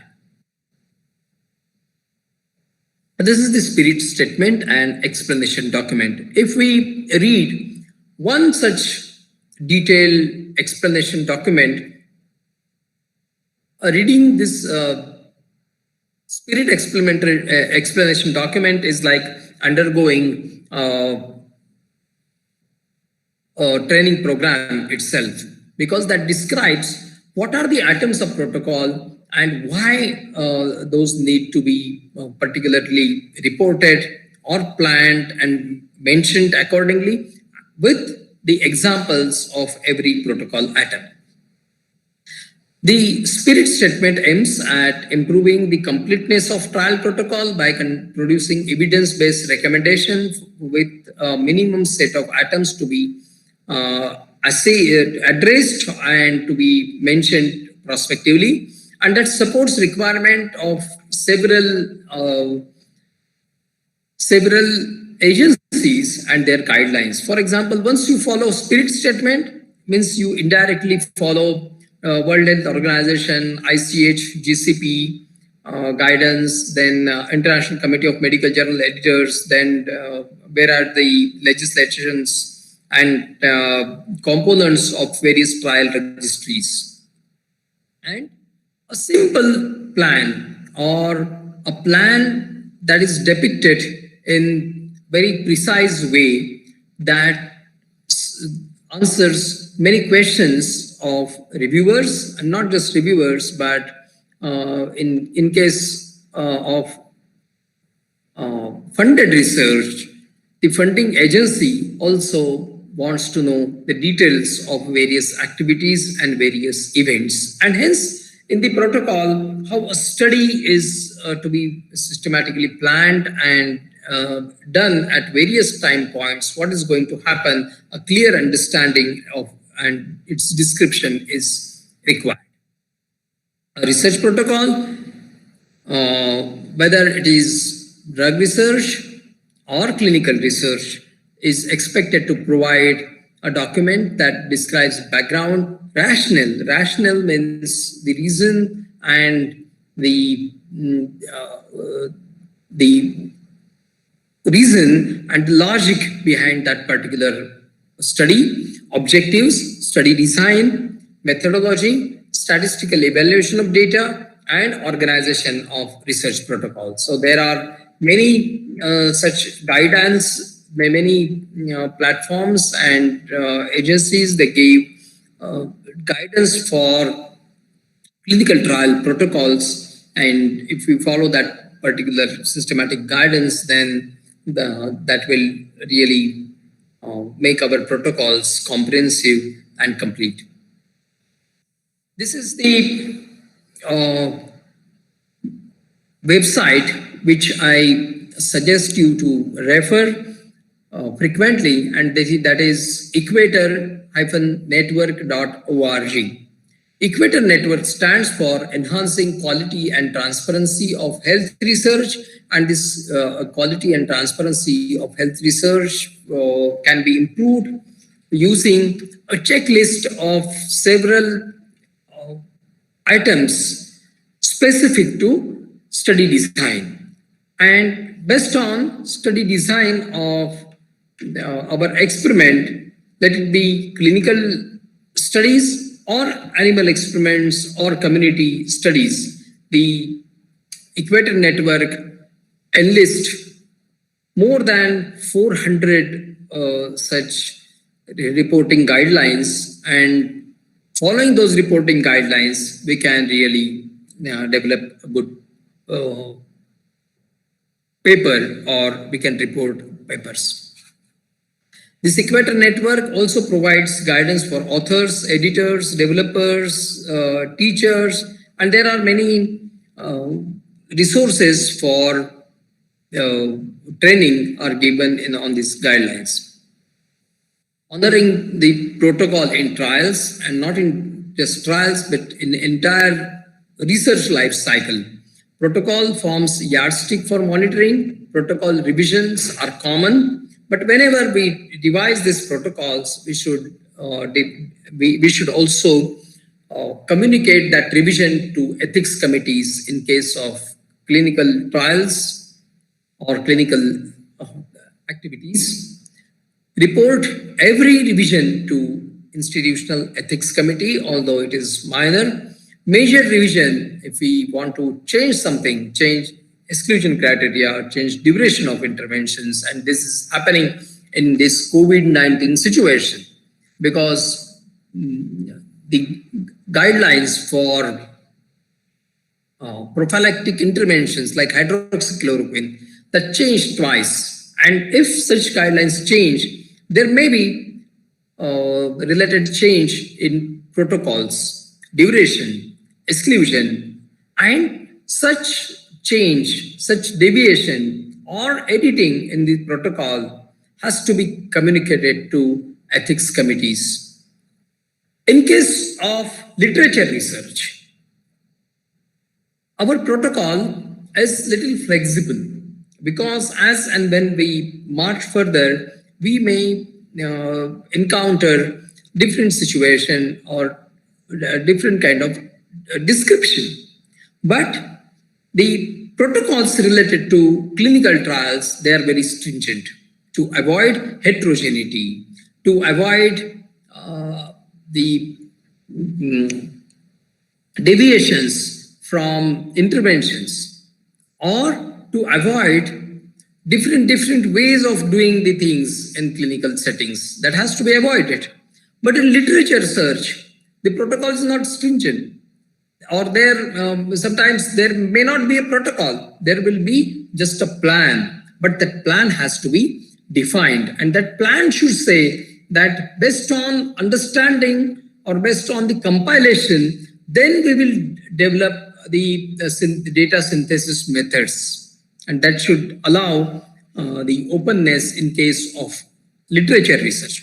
But for drug research, the protocol of analysis, the protocol for quality control of raw material, that is not flexible. That has to be stated before we start that particular research. Major protocol deviation may affect exclusion, withdrawals, and may affect the quality of the study. And hence, this is very sensitive. Once protocol is done, then we should not deviate in major way. In such cases where we have to modify this protocol, then that has to be alerted, and the related agencies have to be informed. Write what you want to do is protocol, and do what you have written is research. And report the entire process is a publication.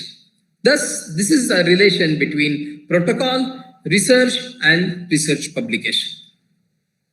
The protocols and guidelines in the context of literature and drug research, I'm going to discuss this aspect in last 10 minutes of my presentation. Literature research. The objective of literature research should be clear. Literary research and literature search, they are different things. Literary research follow the methods of literature research aspects, while literature search is all about searching various sources of data and various sources of information and compiling that particular information. Literature research does not have a very defined protocol, literature research, but we should also mention how we are going to do things. Methods, they are dependent on objectives, and there can be many objectives of literature research. For example, conceptual research, a thorough study of a concept that may suggest application of a concept, exploring text into some context. For example, how an infectious disease can be understood in terms of, say, Ayurvedic understanding of COVID-19, for example. We are reading the textual description in some context. New disease in Ayurvedic term, for example. Sometimes we find some manuscript and we follow the path of manuscriptology. Such literature search is also very, very intense, and the plan for such literature study is again very stringent. For example, if we want to develop a critical edition of a manuscript, then we have to follow a very stringent plan or very stringent method of literature study. How we are going to understand and explain every particular term.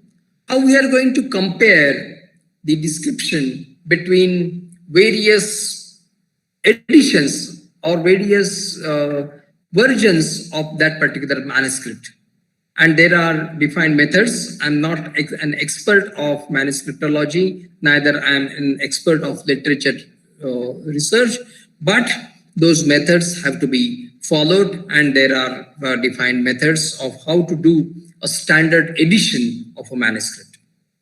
A review of literature is very important, and evidence synthesis and systematic reviews, they are also considered as literature research. And in case of systematic reviews, we have to follow a stringent method where the information will come from and how the information has to be assessed, how the information has to be interpreted, how the relevant part of that particular information are extracted. These are the aspects of systematic reviews. Now, coming to drug development and drug-related research, the components of drug development, they need the guidelines they published by CCRAs. They are important and they are sufficient if we are going to do the research in the context of our colleges or various research projects. And these guidelines also follow very standard practices. For example, identification and priorities of the R&D.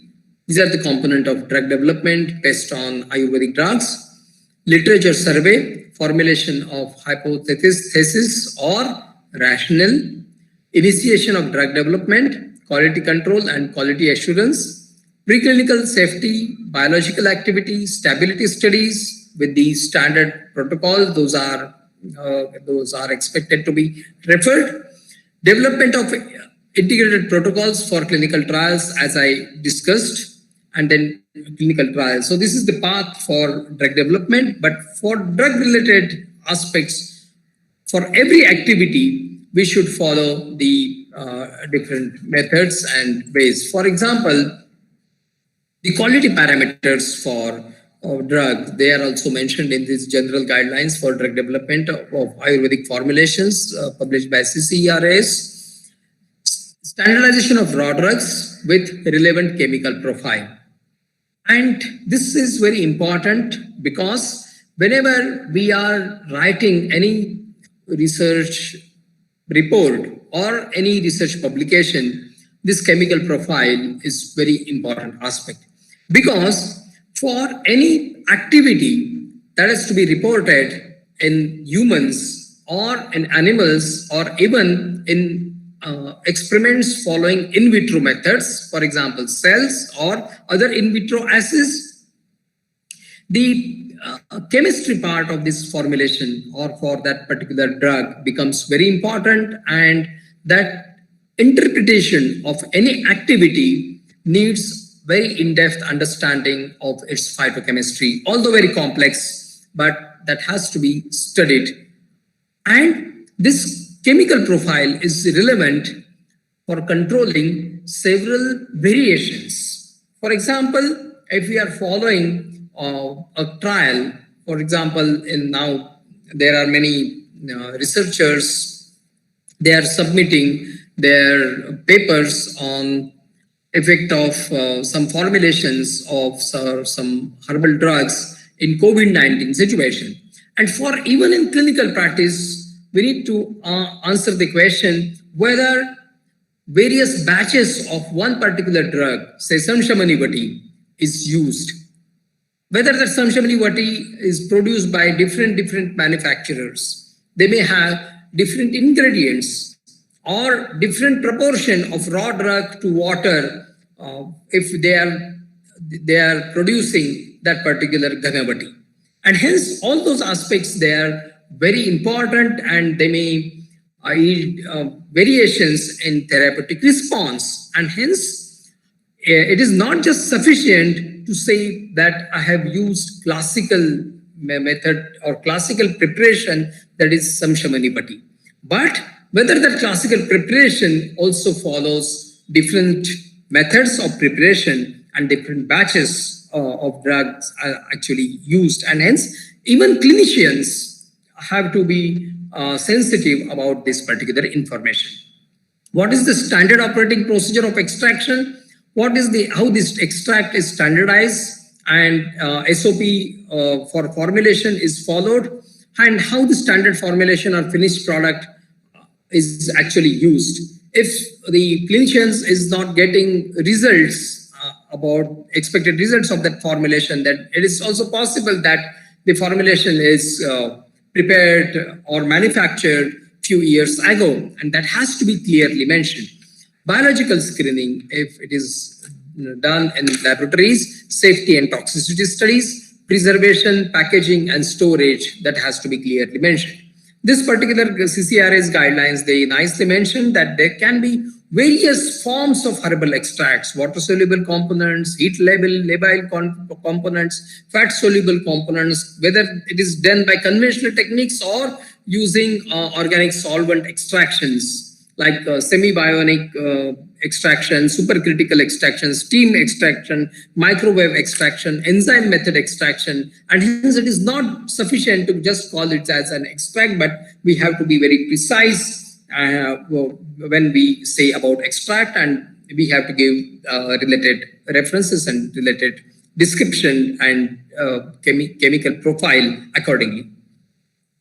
I'm an editor of a journal and a reviewer of many journals, and hence in that capacity I should say something what journals usually expect when we review or edit literature research. We expect that research should be more than a compilation. In case of literature research, objectives should be well stated and defined what exactly the authors or investigators they really want to do. Methods should be logical, clear presentation of what is available and what is the contribution of authors, they have to be very clearly stated.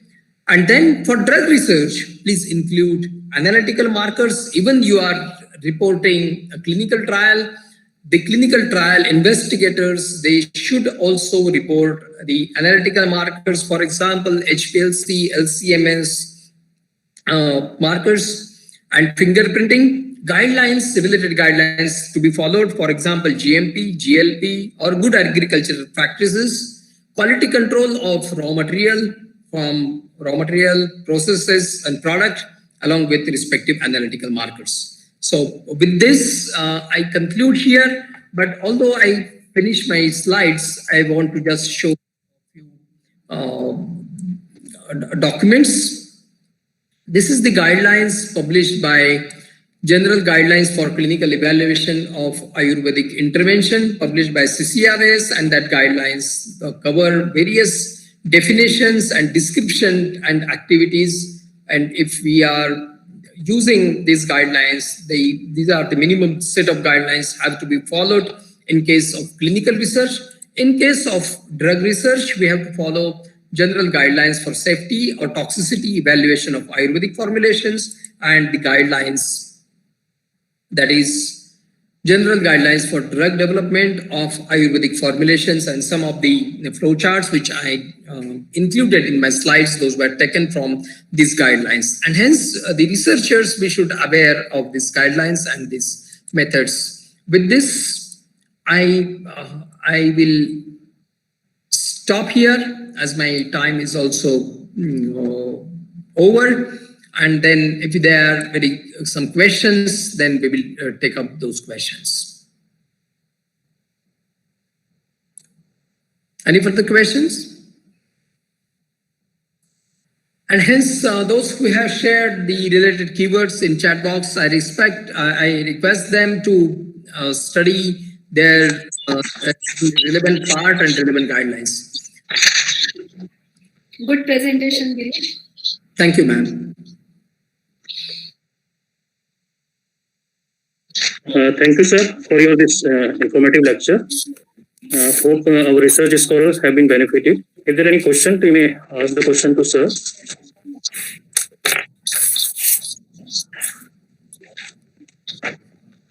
See, it could be only two ways. Either the people got complete information or they didn't get anything. So So this is basically we have been planned. I have requested experts to kindly do in that mode also for the student, which could be beneficial for the students. And if the participation, if the query is not from the student, I take as I'm helpless. But let us see. Is there any? Okay, I have got a very good question. Anupamji, I will answer this question. There are two questions. I will just answer it. Ramanurji, if you give me 2 minutes, then I will answer. I'm encroaching on Ramanurji's time. Sorry, Ramanurji. So the Shwan Kumar asks a question that literature is almost like compilation. How more can we make it better? A review of literature is almost a compilation. How we can do it better? Yes, of course, Kumarji. Review of literature is compilation, but the review of literature starts with a compilation. It should not restrict itself to compilation. Which the authors or researchers should build on that compilation, and they can analyze that literature. They can find out gaps in that literature. Then they can also discuss the learning from that literature, which has to be implemented in practice. And hence, literature review is actually to be built on the compilation. Compilation is a foundation, and after we compile, we can connect many dots, because many times the Ayurvedic information is scattered in various texts, in various contexts also, and hence that compilation has to be cohesive, and cohesive means the bringing together to form a particular coherent idea. And then we can also discuss what are the gaps, learning, and what is to be done further. And hence, review of literature should not be restricted to compilation. But the researcher, they should add their own reading, learning. They should also discuss the reading between the lines and suggest further areas. And hence, there are more than 20 types of reviews that can be written based on this compilation. We are not going to details. Differentiate between Smita ma'am, I think this is your topic and you have also discussed nicely. Maybe you can cover this because I stopped because of the time limit. Some plants in traditional systems still not explored by modern medical science, and we don't have studies on them. And hence, yes, of course, this is an opportunity to work on many such plants. How to review the literature? Yes, there may not be modern literature available, but we should really document the literature right from Samhitas, from Sangrathas, and in many times we have to also refer to commentaries. For example, Dalton gives a detailed explanation of various of various dravyas mentioned in Sushir Samhitas. Various Nigantu also supply that information. And to our surprise, if we can use various database, then many database, they actually have a lot of information about many herbal products. I think we will stop here. Thank you very much for this opportunity. Over to Dr. Ubaid. Thank you, sir, for your reply.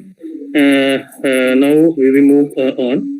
Our next speaker will be Dr. P. Ram Manohar, Managing Editor, Ancient Science of Life, Quarterly Research Journal, the Ayurvedic Trust, Coimbatore, Editor-in-Chief, ASL, Musculoskeletal Disease. He has published 18 papers and 4 books, written chapters in 13 books. He has been part of several research projects like Indo-Japan Collaborative Program for Archiving and Documenting Ayurvedic Medicine, Ayurvedic Center for Collaborative Research, National Institute of Health, DHARA.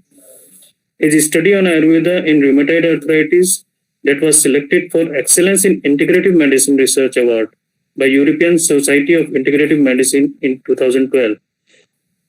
Sir, welcome and please.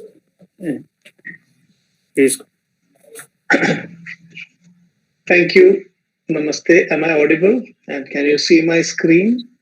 Yes, very much. The profile? Yeah, okay. Thank you. You are very much audible. Continue, please. Oh, namaste, namaste, sir. Namaste, Anand sir. Namaste.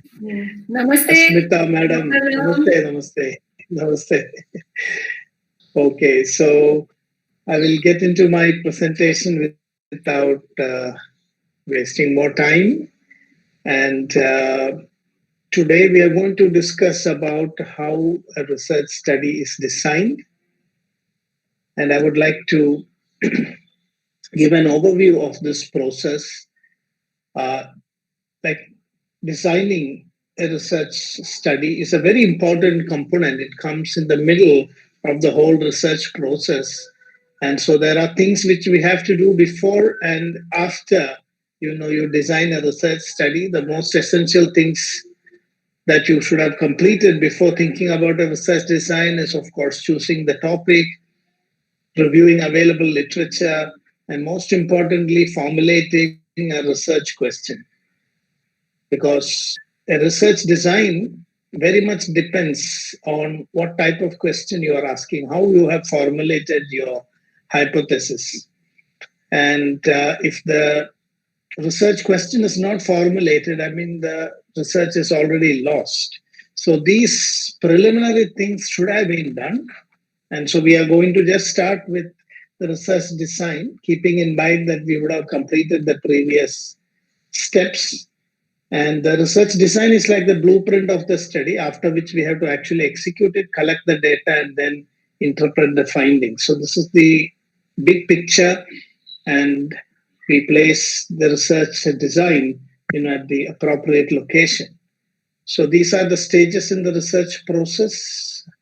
Just to refresh our minds, formulating the problem, and then determining the research design, and then we have to do all the other steps before we get an answer for. So we can say that a research design enables us to determine what exact mechanism we must employ to collect the data so that it is able to most accurately, most reliably answer the research question that we have formulated. So if you look at research designs, we can say that overall, let us start with this slide first. There are many ways in which we can classify research design. So I would like to talk about the broad classifications first. So once we have identified the research question and we have operationalized the variables, research question to clear measurable hypothesis, then only we think about a research design.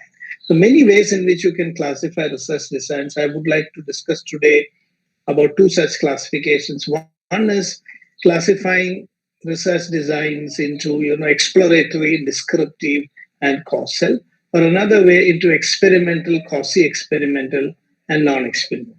So these classification systems are actually based on the strength of the design's experimental control, and we will first start with this broad classification into exploratory, descriptive, and causal. So, this is also the process through which we gradually build knowledge and consolidate it. There is this phase of discovering, which is through exploratory research, then identifying relationships, which comes through descriptive research, and then establishing cause and effect, which is done through, causal research. So a research could begin by exploring what is there to actually study, and then describing the problem, and then pinpointing to very specific cause and effect relationships which enable us to actually intervene and modify outcomes. So if you look at exploratory research, there are some purposes for these three types of research and contexts in which they become relevant. The exploratory research helps us to formulate problems more precisely. This is helpful when we are in the process of even, looking for good hypotheses. It's helpful in identifying priorities for research, to eliminate impractical ideas, clarify concepts, and these are usually done by literature search, experience survey, analysis of select cases, interviews, ethnographies, focus groups, and these kind of methods. So it's very, very important. These elements of research design is very important, because in research it's like we are constructing a house or a building, and every step is important. It's very important that we do it step by step. So what type of research design you choose depends on what is the accumulated knowledge of that particular field, at what stage the knowledge is. So we cannot belittle one research design in favor of the other. The whole choice of the research design depends on how much ground you have made in developing knowledge of a particular field. So if we realize that we are in a very preliminary stage, then we have to use preliminary designs and then build upon that. Descriptive research describes segment characteristics, estimates proportion of people who behave in a certain way. It can help in making specific predictions. Here we see associations, correlations. Causality is not yet established, but we begin to see trends. So longitudinal studies, panel, sample survey, these are all examples of descriptive research. And then we move on to causal research, where we provide evidence regarding causal relationships, ruling out all other explanations, and pinpointing that A causes B, or A is clearly associated. Here we are looking at dependent and independent variables, and this is done through laboratory experiment and field experiment. This is very much the way we do Anumana in Ayurveda, where you start with Sahacharya, which is very exploratory. You are just beginning to see two things are associated. And then we see Vyapti, which is when you see association or correlation, it is called Vyapti. And then we come to Paramarsha, where Vyapti Vishishta Paksha Dharmata, where we see a cause and effect relationship, the perception of the Sadhetu. So we can say that in Ayurveda, also in the process of Anumana, we do go through these three stages of development in knowledge building. So in that one way, these research designs are all interconnected. One actually feeds into the other, and they have a very dynamic relationship. So that is why I said a research design, you don't start with a research design, you actually start with literature review, which enables us choosing a topic and then literature review to understand what is the state of knowledge in that field, and then by formulating questions.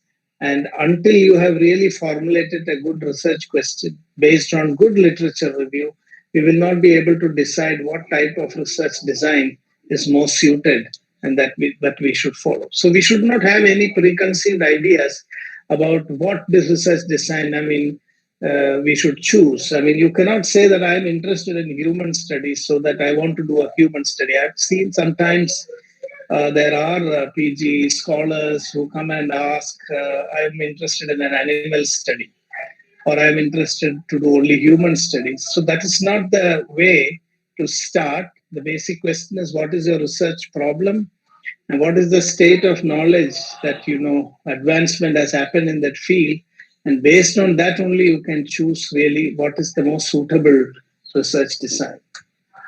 So here we also need to look at data. When you think about the research design, what type of data you are going to be able to collect? Numeric data or non-numeric, that is quantitative or qualitative. The common assumption is that qualitative data is preliminary and quantitative data is confirmatory, but we cannot say that this is always true. In some areas, we have to rely more on qualitative data. And in Ayurveda, a lot of our observations are based on qualitative data. So the general classification between qualitative and quantitative research, depending on what type of data you're able to collect.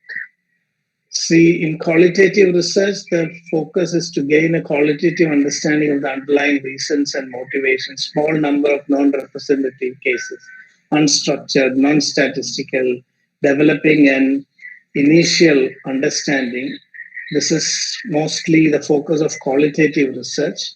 Quantitative research, you try to quantify the data and generalize the results from the sample to the population of interest. There's a large number of representative cases. structured, statistical, and then recommending a final course of action. So also moves from qualitative to quantitative. And there are some examples of such exploratory discuss groups, small group discussions led by a trained moderator to generate, understand, of course, the patient needs. I'm sorry, here it is mentioned as consumer motives, perceptions, attitudes on products and services. Or when it is into the medical field, we have to look at it in the context of medicine and understand findings from quantitative studies. So focus groups help to generate fresh ideas. It is not always representative of the population. There is this limitation of subjective interpretation and high cost per participant. Then we have in-depth interviews, which is a set of probing questions posed one-on-one to a subject by a trained interviewer to get an idea about what the subject thinks about something or why he or she behaves in a certain way. So these are in-depth interviews. And so there are some overlaps and areas of convergence and divergence between focus groups and interviews. I'm not going into all these details because we are today going to focus more on such experimental and quasi-experimental research methods. But this is just to give an overview that research designs can be broadly classified into three, and that we are looking at these exploratory research methods. First, in focus groups, there is group dynamics. The people work as a group, whereas in interviews, there is more in-depth probing into individuals, but there is not as much group dynamics. So there are certain pluses and minuses. Each of these methods need elaborate discussion, which is beyond the scope of today's discussion. There are many other qualitative methods like ethnographies to understand everyday activities of people in local settings, how certain health practices are being carried out in certain folklore or tribal settings. Observation, insight into actual, not reported behaviors, just observing what's really happening in a given situation. Then protocol analysis. This is another way in which a person is placed in a decision-making situation and then made to actually explain what are all the thought processes that person will go through when taking a decision to respond to that situation. And then there are projective settings where participants are placed into simulated situations, and then they are prompted to reveal things that they may not reveal when they are directly asked. I mean, you're creating a situation where they will respond in a particular way so that certain things that they may not be communicative about may come out in such situations. So there are many such methods. These are all not experimental approaches. These are preliminary exploratory research designs, but they also play a very important role in initiating the research process and making those first steps in knowledge building. Next, we come to descriptive research. So survey is one way of descriptive research, asking a sample of people, because when you come to descriptive research, we are now beginning to think about sample and population and trying to see if we can extrapolate the findings from one group of people to the larger population. So asking a sample of people from a population, we ask them a set of questions, and then with the answers, we describe that population, describe what is going on or exists, estimate how groups behave, in that particular situation, and then try to identify relationships between two or more variables. So here we are beginning to see associations. And based on these associations that we observe in a small group of people that represent a larger sample, we attempt to make some predictions about how variables influence each other. So I'm sure you are aware of these variables, dependent and independent variables, and how they, are related to each other. So when you come to relationships and association, we are going to look at these variables. compared to exploratory studies, when we come to descriptive research, we already are now going to involve statistics. So survey here, generalizability is a very important criteria. That's one thing which we need to understand. Today, I'm only trying to give some insights about the key characteristics of the different research designs. So once again, going back to exploratory research, there our focus is on small group sets of people, and we are getting some preliminary idea or understanding about certain phenomenon, which we are still not able to generalize to the larger population. And we are still not able to see relationships between variables. But when we come to descriptive research, these two additional things emerge. One is now you are able to look at a sample of a population so that you're beginning to get the ability to start predicting from this small group how the population may behave. So sampling is very important in descriptive research. So in descriptive research, there are three key aspects: designing questions, sampling, and data collection. So we want to have a study that is precise, credible, and accurate. So a key issue is reducing error throughout the process. So we have to be very careful with all these three elements of good descriptive research. And there are generally two basic types. There are many classifications, and I don't want to go into all those details in a very short presentation. So rather, the focus is more on getting an insight into what is the basis of these classifications, so that even when you read about more elaborate descriptions, I mean, that insight will help us to really differentiate between these different types of research designs and their classifications. So the limitation here for descriptive research is that we the point of correlation. We see association between two variables, but we cannot conclude that there is really a cause and effect variables. We can only say that there is an association. So again, I want to go back to our principles of Anumana, where we go through Sahajarya, Vyapti, and Paramarsha. So Sahajarya, as I said, is seeing that two variables could be associated, but we do not know whether there is an association. In the stage of Vyapti, we confirm that there is an association, and in Paramarsha, we confirm that there is causation. So it's quite interesting that our classical methods of Anumana is able to incorporate this modern classification of research designs into exploratory, descriptive, and causal. I don't want to make a one-to-one correlation. I'm not saying that Anumana is exactly the same, but it's a thought process. It's a systematic thought process to acquire knowledge. And when we say Pratyaksha and Anumana, interpret them also from from our day-to-day research activities, that Pratyaksha is basically observation. I mean, whatever data you can generate, we do through observation. That observed data we are putting through a process of rigorous analysis, which is what we call as Anumana. And in that way, one Charaka says that Purvam Aptovadeshat Jnanam Tadat Pratyakshanumanabhyam Pariksha. So he is very clearly pointing out the same idea here, that before you do Pratyaksha Anumana, where you are doing an actual examination, you're observing and then analyzing and interpreting, you need to have Jnanam from Aptopadesha. So Purvam Aptopadesha Jnanam here actually refers to an elaborate process of literature review, updating your knowledge of a particular field. And only then you have the eligibility to do Pratyaksha and Anumana. So once you have reviewed the literature, got a basic understanding of the subject, then you decide what data you have to observe. What is the Pratyaksha elements? What will you observe? And then how will you interpret? How will you apply the Anumana into that?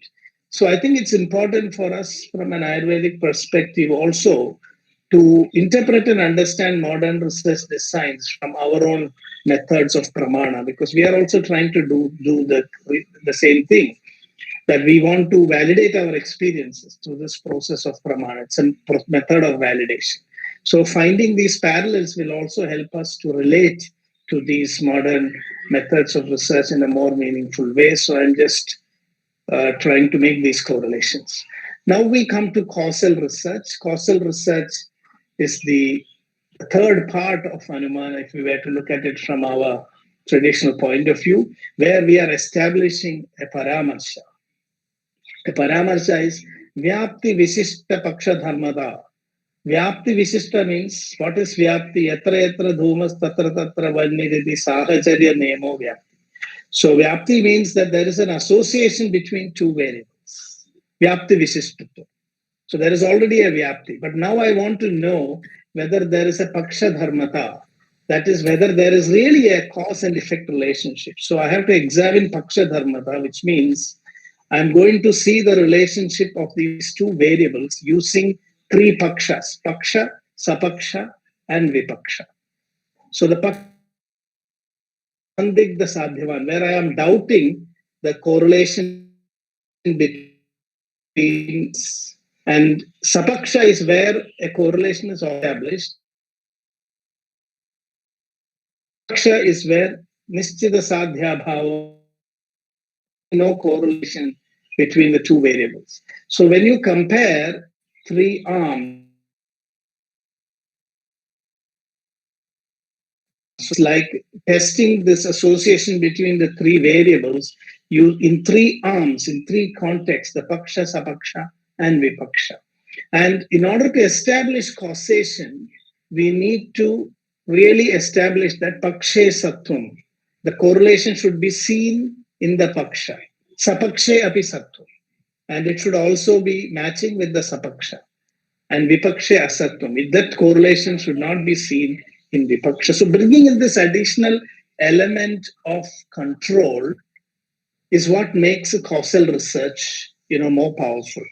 And it's very important for us to understand that in our process of Anumana, these elements of research design has already been, well defined. Its only thing is we have not interpreted or correlated with methods. In modern methods, of course, we have elaborated it further.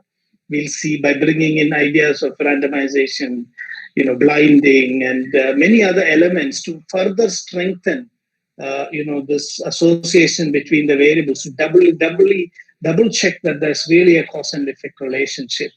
But the basic principles are there. And I think as Ayurveda, physicians and researchers, it's very, very important that we make these associations when we try to study modern methods of research. So here is the most demanding design, the strongest conclusion, which represents the highest degree of understanding the problem. So evidence that supports a causal inference is correlation, which we call as Vyapti. An independent variable occurs before the dependent outcome variable. So treatment, then comes the outcome. So we try to remove the independent variable and then the outcome should change.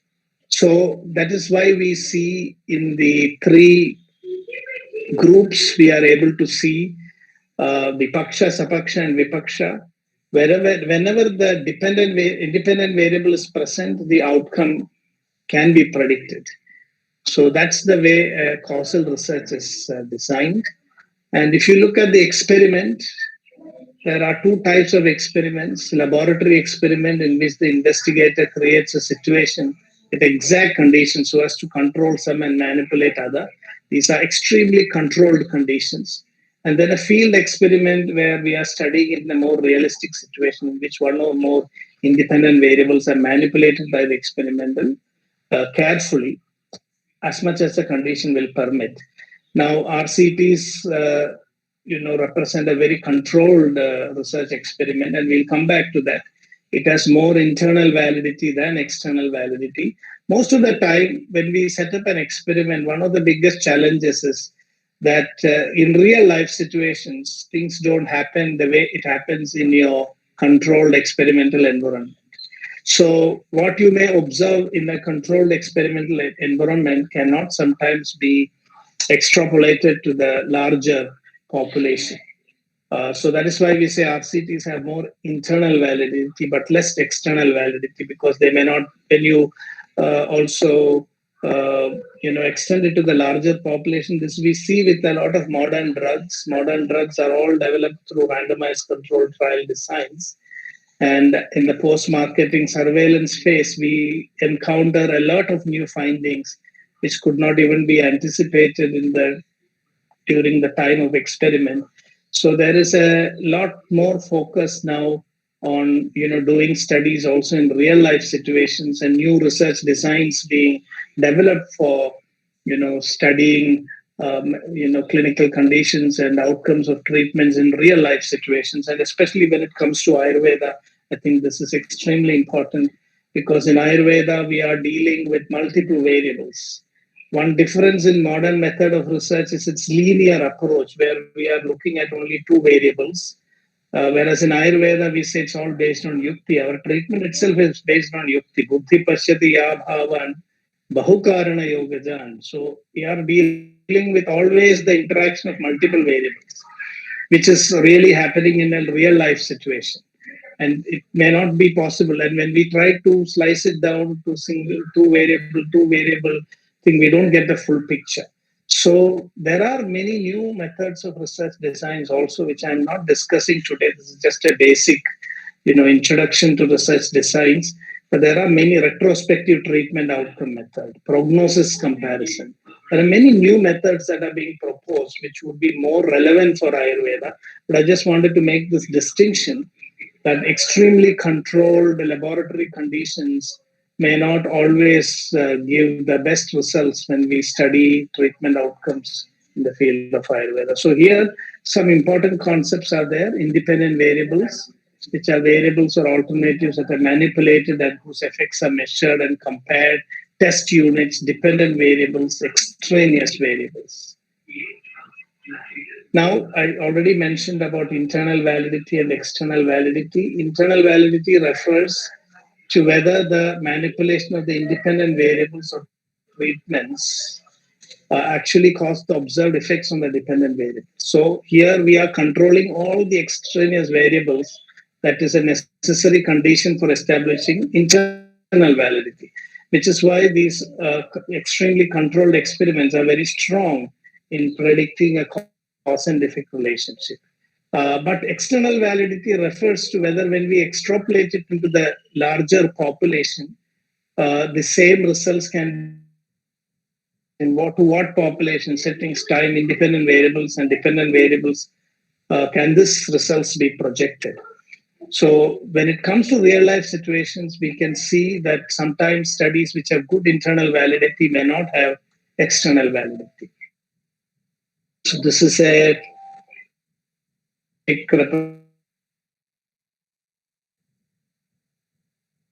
so you are controlling all the causes and effects, and you are able to predict.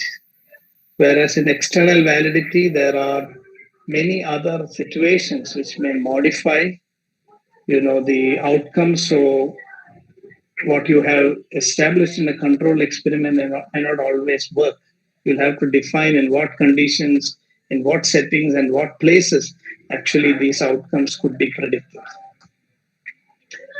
Now, as we discussed, one of the ways in this, when we look at it from the point of view of Anumana, also the third step of Paramarsha, which is corresponding to a causal research design, we are trying to test the variables, the relationship between the variables in contexts, Vipaksha, Sapaksha, and Vipaksha.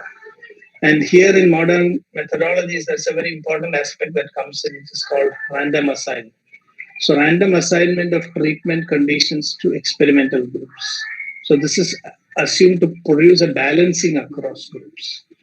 So basic thing is that the two groups should be similar. I mean, you shouldn't be cherry picking the people who should go into which group. And so each participant should have an equal opportunity to be chosen into one of the arms that in which you are testing. So when you say randomized, it means that the researcher, not the patient, does not, decide which group that they should actually be part of in an experimental study. So there are many methods to do this random assignment.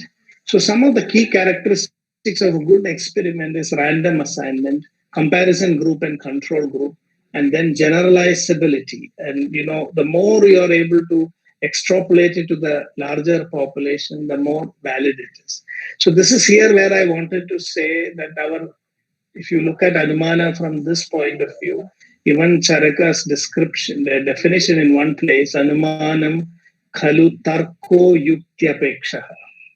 So Anumana is a tarka based on yukti. And here what Chakrapani clearly explains yukti is, the yukti is the correlation between the two variables.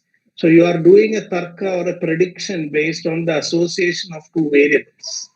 So it's very, very interesting to see that this idea of cause and effect relationship has been portrayed in principle, in very, very clear terms in our concept of Anumana itself. So it would be good to see that this idea of this comparison group. But of course, randomization is another important aspect of a true experimental study, which is very, very elaborately dealt in modern research methods. Now, experiments can be time consuming if the researcher is interested in measuring the long term effects. Experiments are expensive.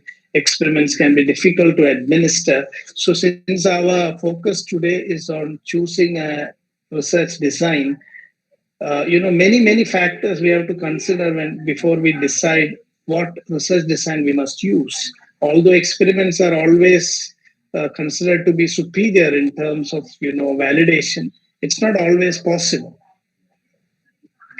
In fact, today I was reading an article in Nature in which I was struck by one statement that randomization is not always possible and actually shouldn't be done always. And you don't have to always do extremely controlled, expensive studies. So that is the reason why we need also alternative research designs. So we will look into some of those methodologies in the remaining few minutes. Experiments are the only way to show causation.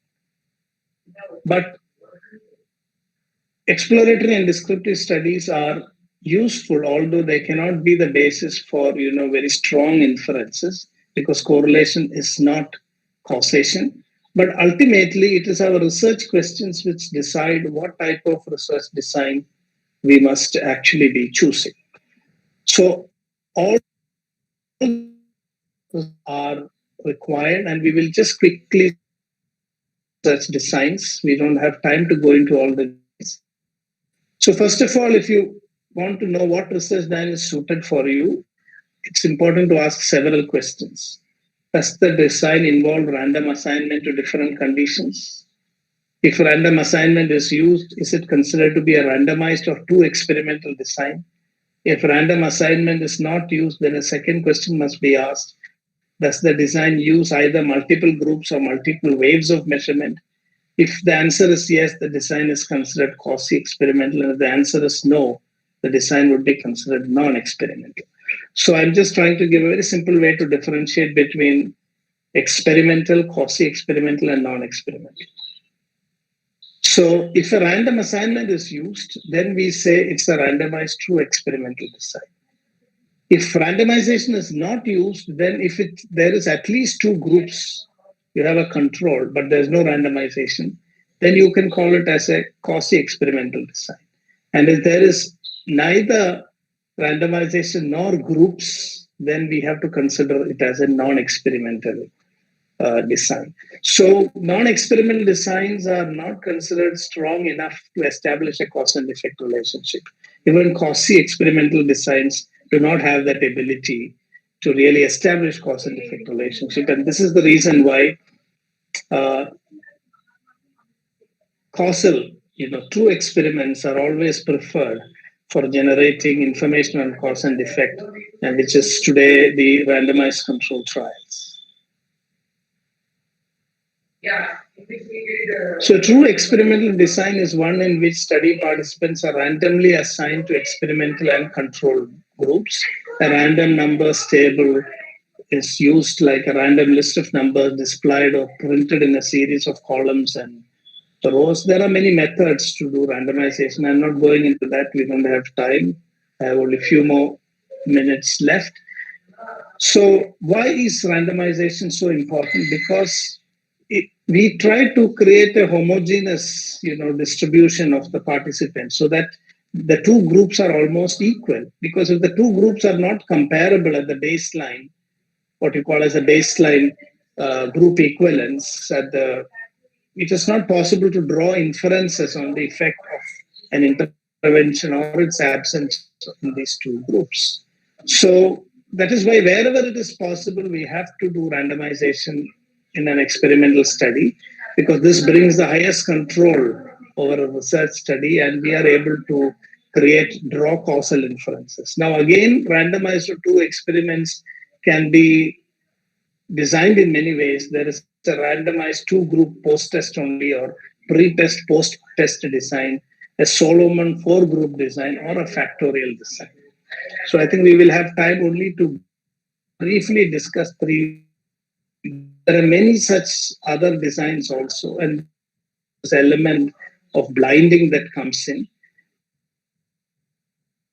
or influence of the research patient, influencing the outcome. So now the simplest form is a two-group design where we have two groups or two levels of an independent variable.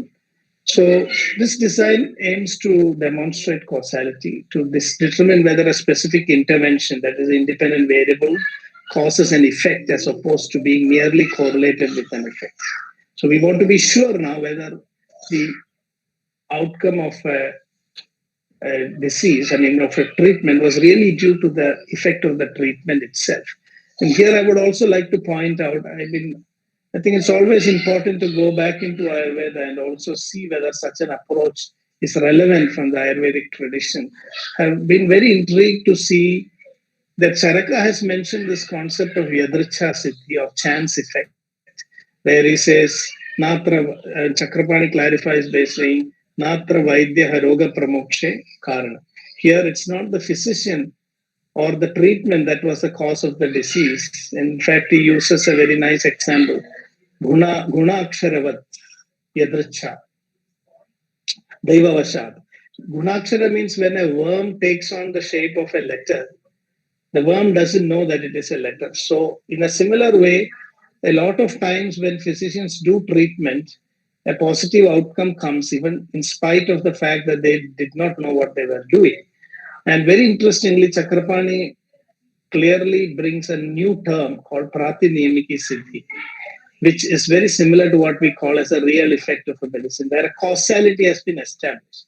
So this idea, and Charaka says, Vina Tarkena, the word Tarka does not merely mean debate. It means a very critical analysis. If you really carefully look at the meaning of the word Tarka, Vina Tarkena Yasati, Anumanam Kalu Tarko Yuktepeksha. There they are talking about cause and effect relationships and the degree of confidence with which you can actually, establish cause and effect relationship. So Anumana is based on Tarka, means it's open to debate. You can question it, and it's not something you just believe just like that. It's in that sense that they have used it. If Vina Tarkena Yasid, if I say that I have treated a patient and I got cured, and if there's no scope for doing a Tarka or deconstructing it and checking whether there was really a cause and effect relationship, then it's not acceptable according to Charaka and Chakrapani. So he says Pratiniyamiki Siddhi should be established. And this kind of research design, what we are talking about now, is having the same focus of establishing a clear cause and effect relationship so that we distinguish between a Yadricha Siddhi and a Pratiniyamiki Siddhi. So we really establish the correlation between the dependent and the independent variable. So a researcher studying smoking cessation may randomly assign identified cigarette smokers either to a novel medication experimental group or to a comparison group. And then we see what is the effect, whether the addition of this intervention was really responsible for bringing about a change. So here, when we look at this two-group experimental design, we have to go sometimes even a little bit more than the random assignment post-test. because individual characteristics are assumed to be equally distributed through randomization.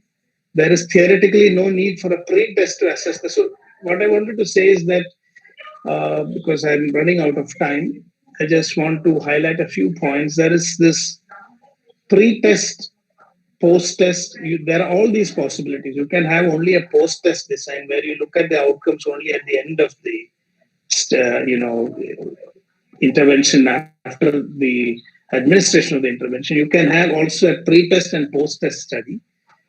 And then you can have a combination, which is what is called as this, Solomon's design. So let me see how I can complete this, because it is, I see my time is up. So maybe we will stop here with the discussion on randomization. So one of the very important things in a controlled design is that the randomization check, as its name suggests, is a process of examining the overall effectiveness of random assignment. So this is very, very critical in a very proper experimental study. It's not enough that you just do randomization. I want to highlight this because many of the Ayurvedic studies today, whatever we are publishing less, we are doing less studies. But one of the biggest concern is also the strength of the design. In fact, I would say that how rigorously, how meticulously you design the study it really determines how valid it is going to be and how well it is going to be accepted. So some of the critical elements, there are much more to discuss, which we cannot cover in this short discussion. But I just wanted to sensitize and show throw light on some of the important issues. One is that it's not enough even if you just do randomization. We need to check whether the randomization really ensured that the groups are equalized. So there is a process to determine whether random assignment resulted in non-equivalent groups. So in performing randomization checks, researchers compare study groups or conditions on a number of pre-test variables. So demographic variables such as age, gender, level of education, and any other variables that are measured or available prior to the intervention. We need to check and make sure that the group differences are not very significant. This is a very, very important aspect of a randomized controlled trial.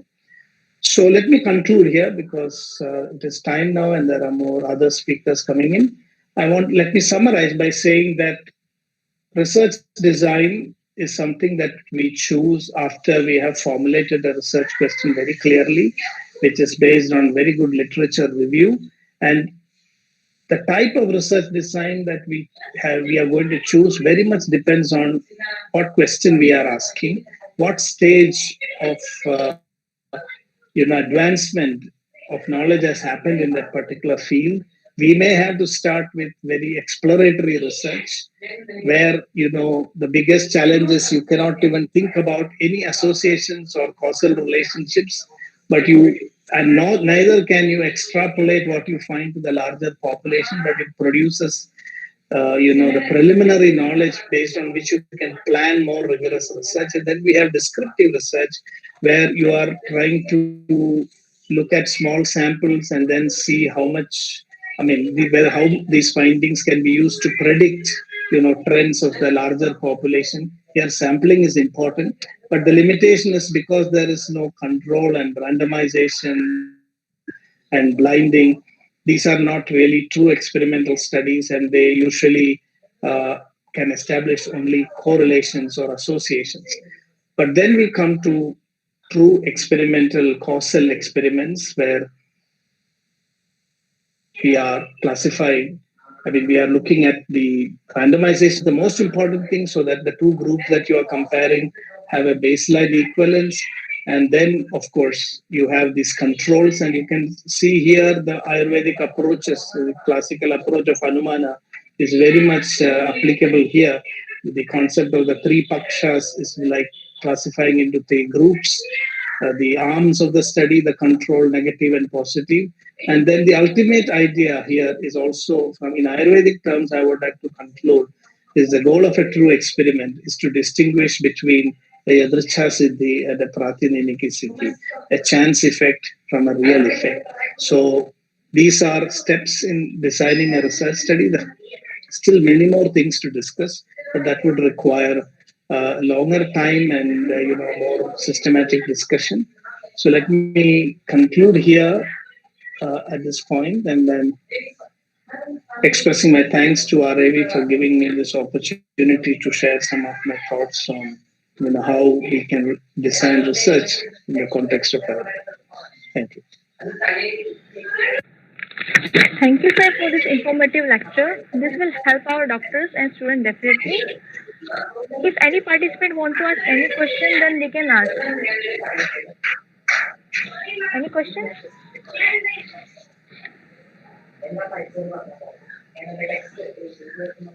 I think everybody got the lecture. Anybody want to ask any question, then they can ask, or just write on our the text part.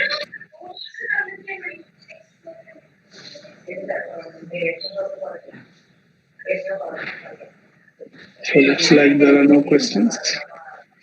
Okay, sir. We are now forwarding.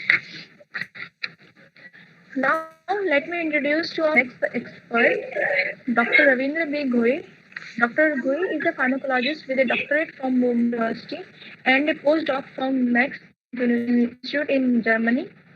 He has spent his career in clinical and clinical research, organizing clinical trials, bioavailability, and bioequivalence studies. He is actively working with groups that have been trying to obtain legal sanction for anesthesia and advanced directive in the country.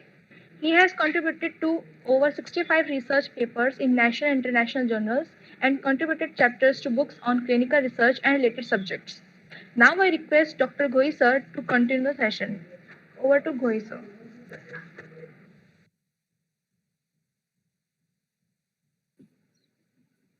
Thank you very much. I would first like to share my screen.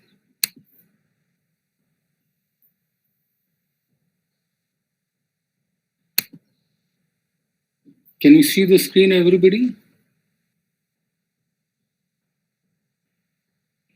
Can everybody see the screen? No sir, it is not visible. Mm-hmm.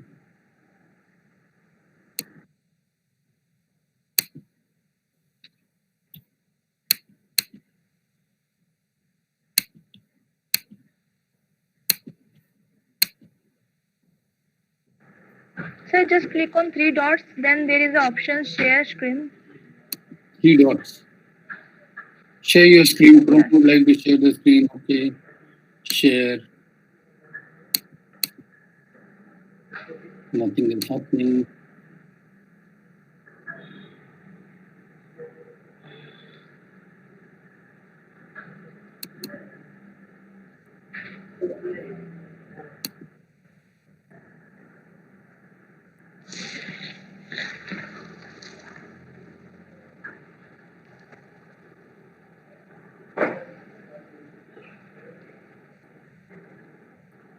No, on the three dots, there is no option to share the screen. Sir, you are handling with the PC, I think, no? Pardon? I am using the Mac. Okay, sir, wait a minute. Shashank, can you help him? There is present now. So there is present now when Okay. software is available. Yeah. Present now. Just use that, sir. Okay, but when I say present now, say window.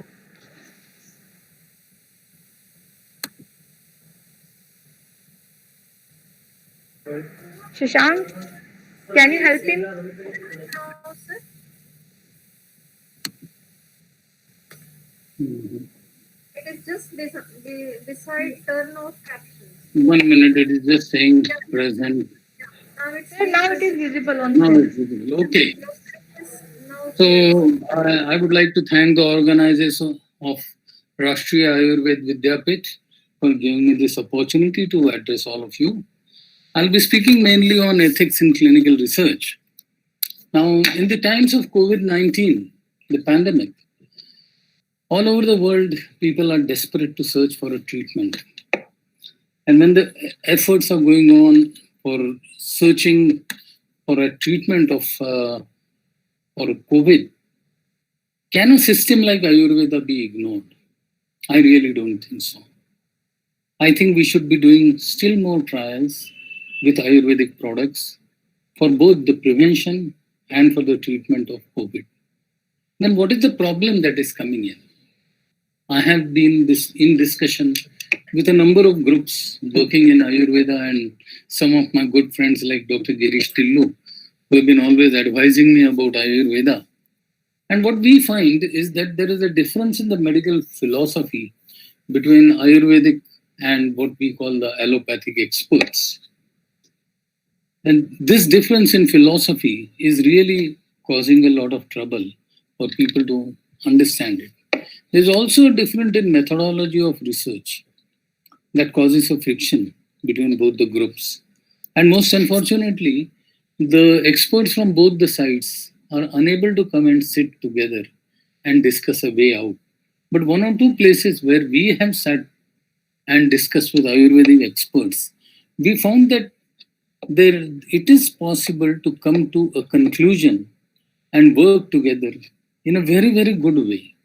Now let us have a look at what are the urgent problems that need to be looked at. Very few Ayurvedic colleges and institutes seem to have their own ethics committee. And as a result, many of the projects are coming to the so-called modern ethics committees, mainly committees which are working in the area of modern medicine. These committee members do not understand the Ayurvedic philosophy at all and find it difficult to agree to a number of projects which are being put forward. There's often a question whether Ayurveda requires different guidelines or should they operate under the same ICMR CDSCO guidelines. Well, for research, certainly there should be different guidelines. But then for ethics, I really don't think different guidelines are required because finally the participants, whether a participant is taking part in an Ayurvedic research project or an allopathic research project, it is the same human being. His concerns are the same, his problems are the same, his ambitions are the same, his hopes are the same. So there we need not have different guidelines. But then the question comes that should institutes specializing in modern medicine conduct Ayurvedic studies? And also the obverse of it, should Ayurvedic institutes undertake studies in modern medicine? Should they be? I beg your pardon? Is there a problem? Sir, your PPT are not visible. They're not visible. No, sir, your PPTs have not been started. It's strange. It says I'm presenting. It's only your screen being visible, sir. Okay, I'll start presenting again. Now? No, sir. Sir, open your PPT on your PC or laptop. No, Then we can able to. My PPT is on the laptop.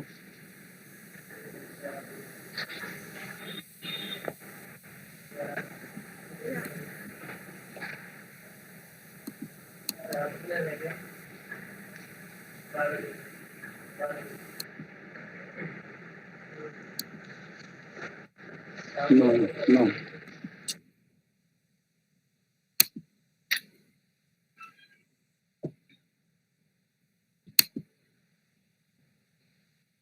I'm sorry, I just can't see it.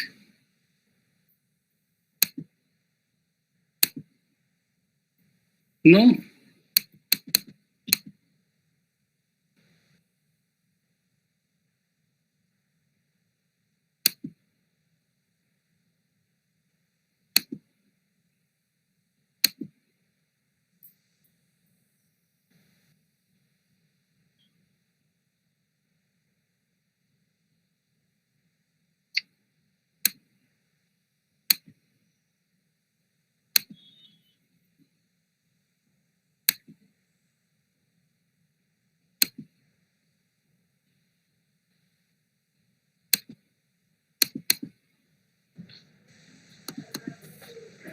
Shashank, hello.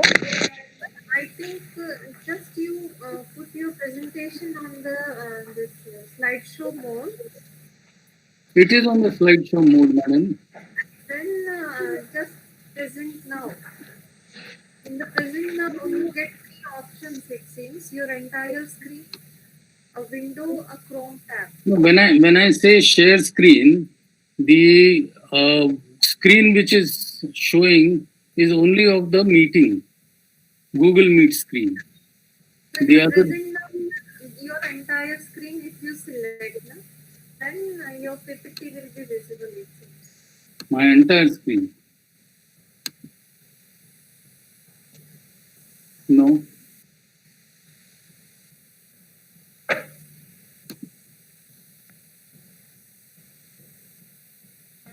Sir मैं आपसे request करूंगा आप अपना PPT हमें share कर दें, मैं उसको यहाँ से कर दूंगा। ठीक है जी। आप किसको भेजूं मैं? आरएवी की जी आप मेल कर दीजिए। आप उसमें देखिए आपको प्रेजेंट नाउ का ऑप्शन आ रहा होगा, आपको पहले अपना पीपीटी ओपन करना होगा सर। मैंने पीपीटी ओपन किया, वो है। आप अपना पहले पीपीटी ओपन कर लीजिए सर। वो तो ओपन है। हाँ पीपीटी में आप प्रेजेंट नाउ का ऑप्शन देखिए। नहीं है आपके जो आप फोन से यूज कर रहे हैं या लैपटॉप यूज कर रहे हैं सर? लैपटॉप यूज कर रहा हूँ। लैपटॉप में देखिए नीचे राइट कॉर्नर में 3 डॉट्स के बगल में ऑप्शन होगा प्रेजेंट नाउ। जी नहीं सर आपकी विंडो पे देखिए जहाँ पे आपको आइकन्स दिख रहे होंगे वहां पे आ रहा होगा प्रेजेंट नाउ। ऐसा आइकन ही नहीं है। नहीं आइकन नहीं, नीचे लिखा होगा देखिए एक जगह। या जी अनुपम sir. Shashank, you can ask for the PPT at your mail and you can operate it. Sir आप पीपीटी मेल कर दीजिए आरएवी वाली आईडी पे, मैं यहाँ से प्रेजेंट कर देता हूँ। या आप अगर देखें तो आप अगर लैपटॉप यूज करें तो लैपटॉप में नीचे थर्ड ऑप्शन है प्रेजेंट नाउ का आता है, प्रेजेंट स्क्रीन या प्रेजेंट नाउ। देखिए मैंने सवेरे से 2 लेक्चर दिए हैं और पीपीटी में सवेरे से शेयर कर रहा हूँ, अभी नहीं हो रहा। I don't know why. Sir आप मेल कर दो, हम यहाँ से प्रेजेंट कर देते हैं, आप मेल कर दीजिए आरएवी की आईडी आयुर्वेद विद्यापीठ को जी, आप पीपीटी मेल कर दीजिए।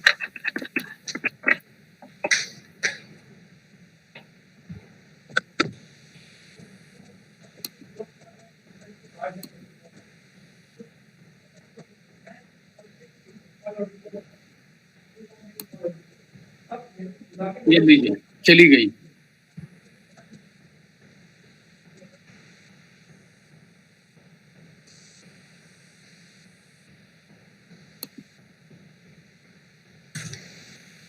Shashank, you can coordinate. While sir, you can start the. I'm doing, sir. I'm doing that.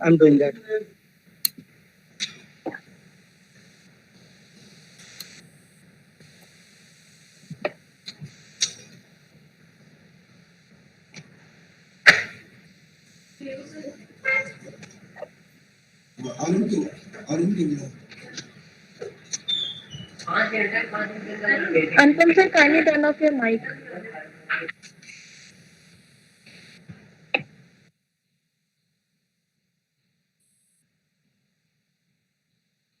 Have you received the PPT? Yes sir, received. हाँ जी।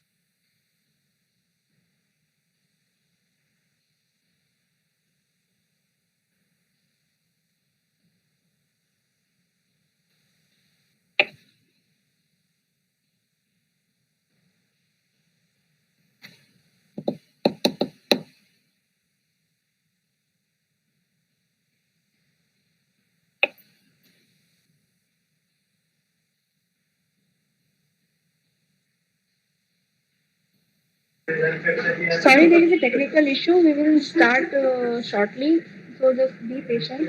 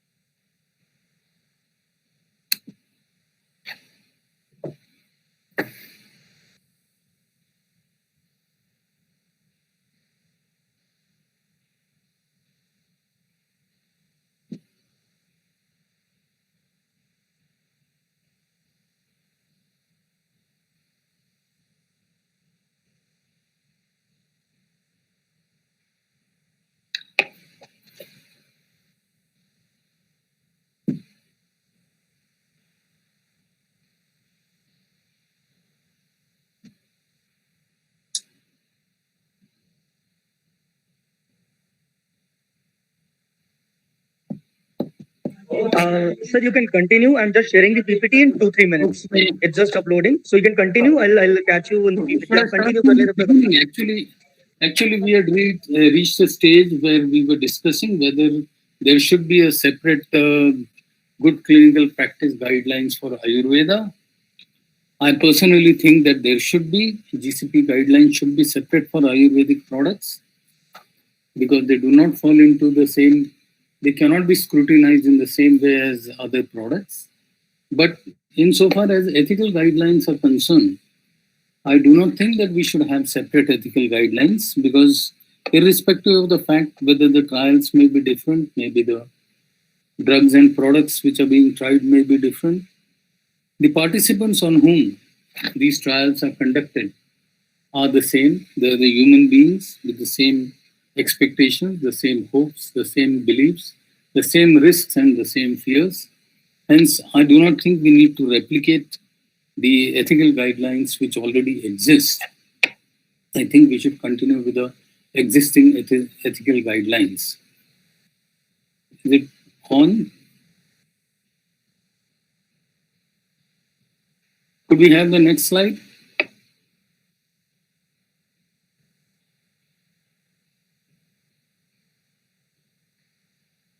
Hello.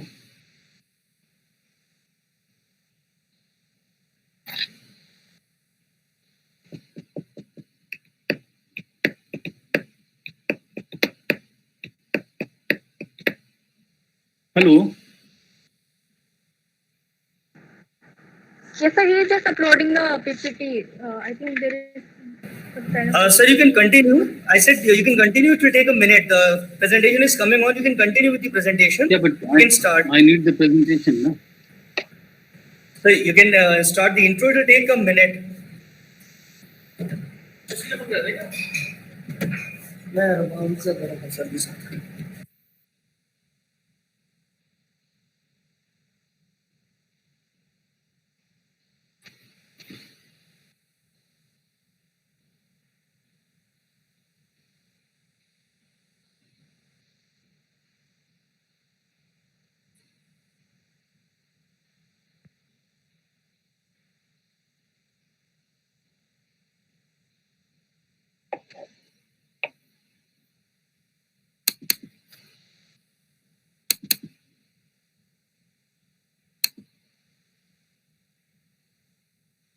So as we are saying that a large number of Ayurvedic colleges do not have their own ethics committees. And as a result that they have to go to the ethics committees of hospitals which are mainly working in the field of modern medicine.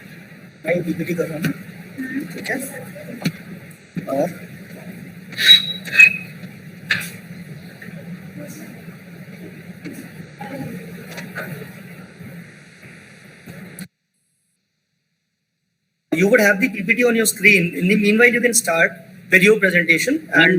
But I don't know if the people can see it. No, people will see in a minute. I have just shared. It's starting. You can continue in the meanwhile.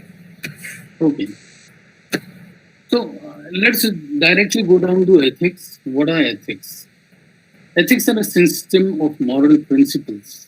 It's a norm of behavior set for a particular profession. It's a code of conduct also for a set of people, and usually it is set by others and not self-imposed.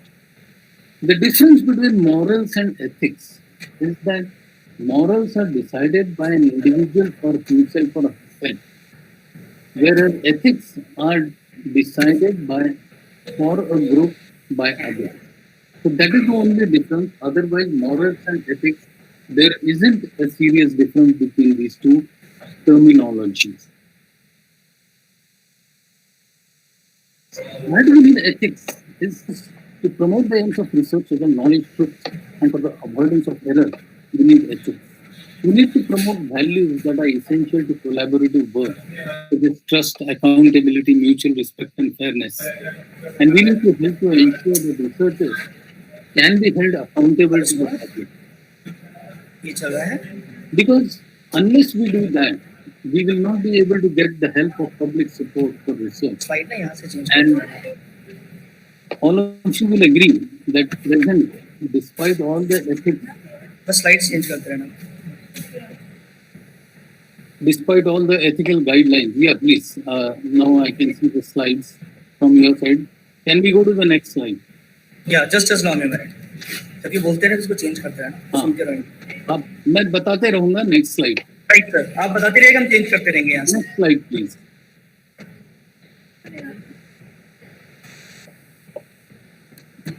बस ये बोलते रहेंगे change करते रहना बाकी मैं next slide please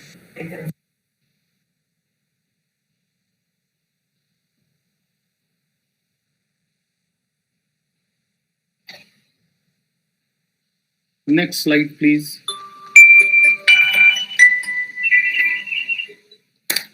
Lecture में गया.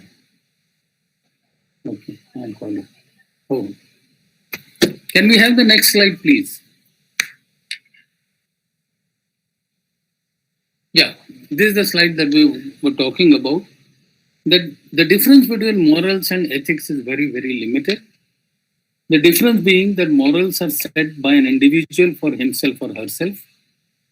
So each person decides what he considers moral or what she considers immoral and then behaves accordingly. However, in ethics, it is not a personal issue. Ethics is for a particular group of personnel, could be a profession, like medical ethics, legal ethics, business ethics. And each individual does not decide what will be his level or at what level he will accept the behavior and at what level he will not accept.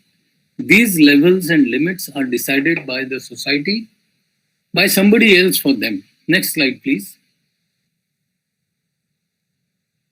Okay, so these are the reasons why we need ethics in research. But one of the principal reasons is that unless we do ethical research, the public will not support research. And many of you will agree even today, despite the fact that for the last more than 50 years we have been doing ethical research, the general public does not know that we are doing ethical research.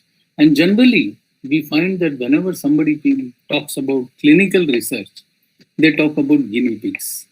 They still think that people who take part in clinical research are treated like guinea pigs. Now, why this happens is because we have not been able to convey to them that people who take part in our research are treated with great respect, their rights and well-being are respected and all these things. We have not been able to convey to them. So we need to promote a variety of important moral and social values. The social responsibility, human rights, animal welfare, compliance with law, and all these things are being looked after in ethics. Next one, please. Now, one of the reasons why we need ethics is human participants are used in research. Today, you are the investigator. Tomorrow, you might be the participant. You might be the subject. And the human beings on whom we do research, they're often sick and they're already suffering. They are dependent on their doctors. And the relationship between the medical professional and the patient is what is known as a fiducial relationship. In a fiducial relationship, the person, that is the patient, depends totally upon the doctor. If the doctor says that you have got such and such disease, the patient accepts it. If the doctor tells that you need to undergo this procedure, the patient accepts it because the patient does not know anything about the disease, about the drugs, about the procedures. And the patients form the weakest link in the healthcare system. I often say this thing, and nobody likes it, but the fact is that in a patient and doctor relationship or a patient relationship in healthcare, the patient is the weakest link. And please remember one thing, everything that is spent in medicine, the fancy packaging, the fancy hospitals, the decor in doctors' consultation rooms, their air conditioners and cars, everything is paid for by one person. And that person is the patient. That is why a great responsibility is there on the doctors when they are treating the patients. Next slide, please. In the history, there have been very, very bad situations where in one particular condition in the 1870s, very painful experiments were conducted on people to develop better surgical techniques. There was a feeling in America that black people have a very high threshold for pain. It was further felt that women can suffer pain without much problem than men. And Dr. Marion Sims, the picture painting shows him with his patient. He is standing in the full morning suit on the side, and the patient is on the table. This doctor conducted 30 surgeries of this patient without anesthesia, and none of those surgeries were needed by the patient. That was all the research on the part of this doctor to try to understand how to conduct surgery. So you can imagine what sort of horrors took place in the name of medical research. Next one. But this is not the only thing that has happened. During the Second World War, what came up as Nazi medicine was actually torture in the name of medical research.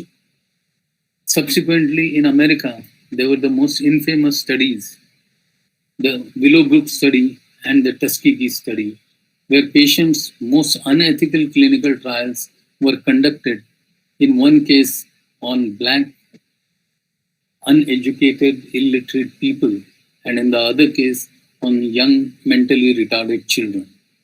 As a result of, next please, as a result of these experiments and the outbreak of the news of this sort, next slide please,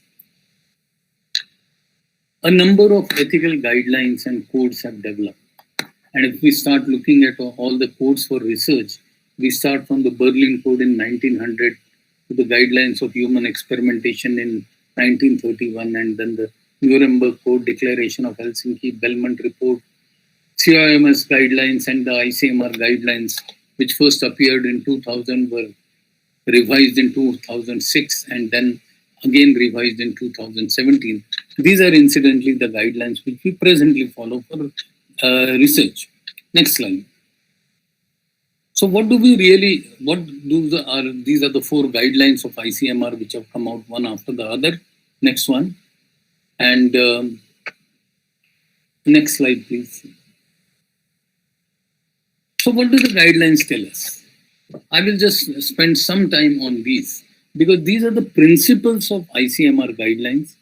The titles are very, very clear and you will be able to follow them without any difficulty. And as it is, most of you are experts already in this field, so I need not really explain too much.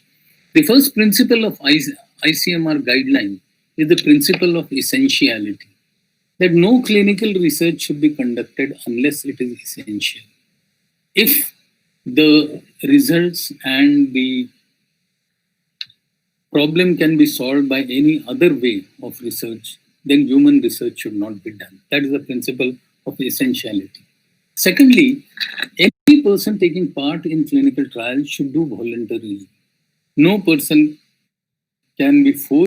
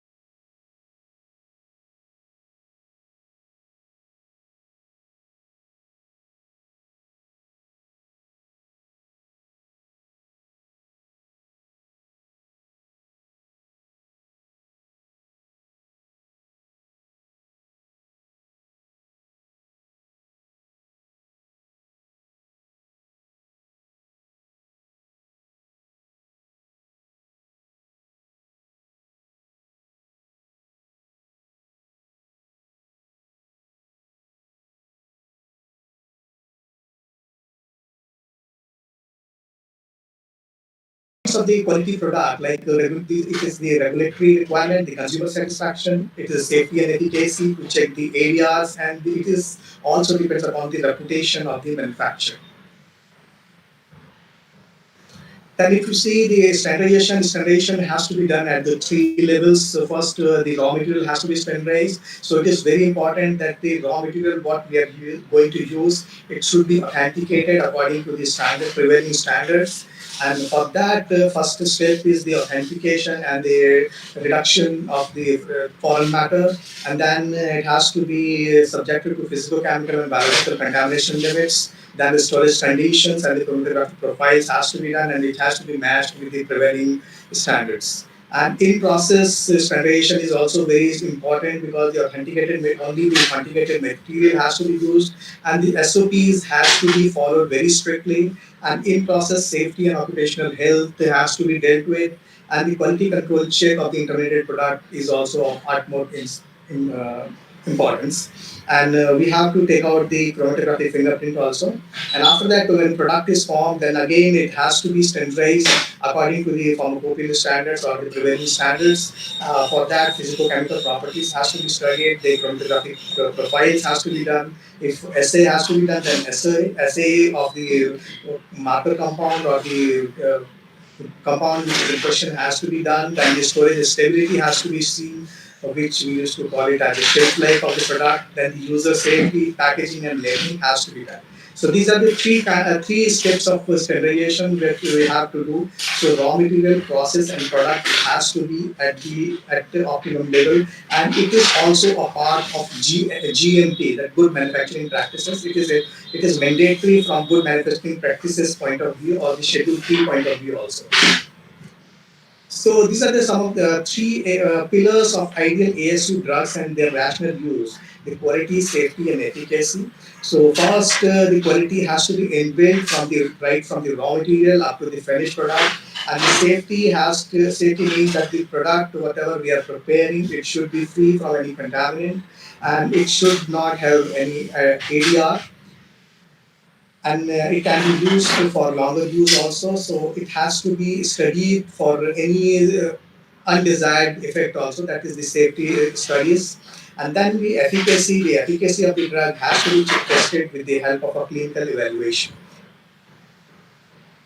So if you see in the clinical setting mechanism in India, we are having a separate ministry. India is one of only a few of the countries which are having a separate ministry for our traditional medicine, like Ayurveda, Siddha, and Unani, and Vidyapeeth. So they are having an office, subordinate office under them, that is Pharmacopoeia Commission for Indian Medicine and Homeopathy, which was established in 2010. And under them, there are pharmacopoeia committees for each systems, like Ayurveda Pharmacopoeia Committees, Unani Pharmacopoeia Committees, Siddha Pharmacopoeia Committee, and Homeopathic Pharmacopoeia Committee, whose function is to point the standards for their respective drugs, or single drugs and the compound populations. And recently in 2020, in June 2020, the Pharmacopoeia Laboratory for Indian Medicine and Homeopathic Pharmacopoeia Committee were merged with PCMNH.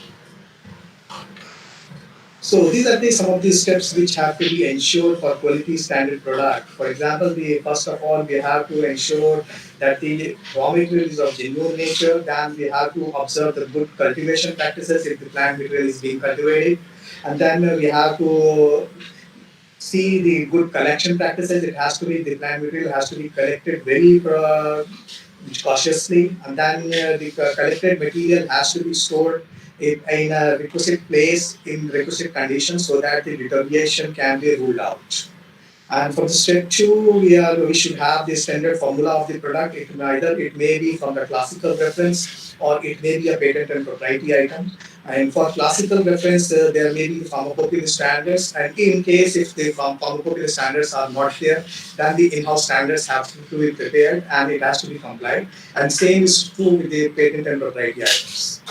And then step three is the quality control of the raw material. As I told earlier, that the raw material has to be tested for their pharmacopoeia standards.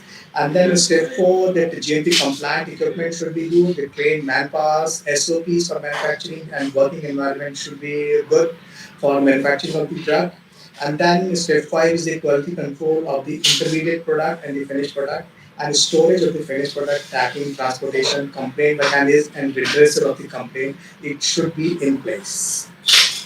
So all these things, any manufacturers, they should have their all written SOPs or the standard operating procedures, and it is mandatory by law that all the manufacturers, they should keep all the data ready for the inspection by drug inspectors in case the inspection is made by the drug inspectors. And drug inspectors, they have got the pass from the government of India. They can just go to the premises of the licensee. They can check the raw material. They can check the storage conditions. They can check the machines. They can check the SOPs and everything which have been connected with the manufacturing of the particular drug for which license has been granted by the licensing authority.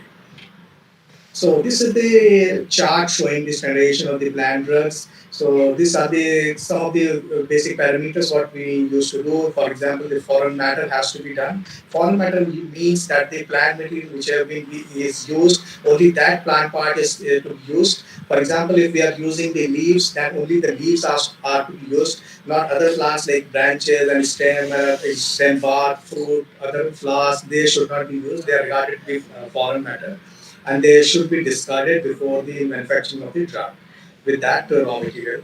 And the organoleptic evaluation has to be done for the raw material. Then the microscopy and microscopy has to be done for identification of the plant material. For that, the various guides are also there. We have either the pharmacopoeia committee, they have prepared, they have published some atlases for two atlases for the drugs of API Part 1 Volume 1 and API Part 1 Volume 5 has been published. So for that, the analyst can refer to that. And further, all the pharmacopoeias, they contain the distribution characters of all this microscopy and microscopy data of single drugs. And at present, we are having around this pharmacopoeia standards for 645 raw drugs and around 202 compound formulations, which can be referred in the form of Ayurvedic Pharmacopoeia of India. Part 1, Volume 1 to Volume 9, and API Part 2, Volume 2, Volume 1 to Volume 4. For after that, the volatile matter, the ash value, the extractive value, the water soluble extractive, and the alcohol soluble extractive has to be done, and it should comply to the standards. Then the chromatographic profile or the thin layer chromatography or HPTLC has to be done. And then the marker component, if marker has to be done, it is it has to be done, then it should be done. The marker has to be quantified, or it can be seen that whether the marker is present or not. The pesticide residue, it is mandatory by law. So in pharmacopoeia, we have already given the procedure for this estimation of the pesticide residue for organochlorine and organophosphorus for pesticides. And then for aflatoxins, heavy metals, microbial contamination has to be done. So our quality standards, it depends upon the three magic words on which our pharmacopoeia rests: the identity, purity, and strength. So identity means that the plant material, whatever it is being used, it should properly identified on the basis of the this pharmacognostic characters, and it has to be identified on that basis. And for purity, we have to check out the physicochemical parameters and extractive values, other things we have to do. And then for strength, also extractive values or other things has to be done. And then for safety parameters like aflatoxins, microbial load, heavy metals, and these things has to be taken care of.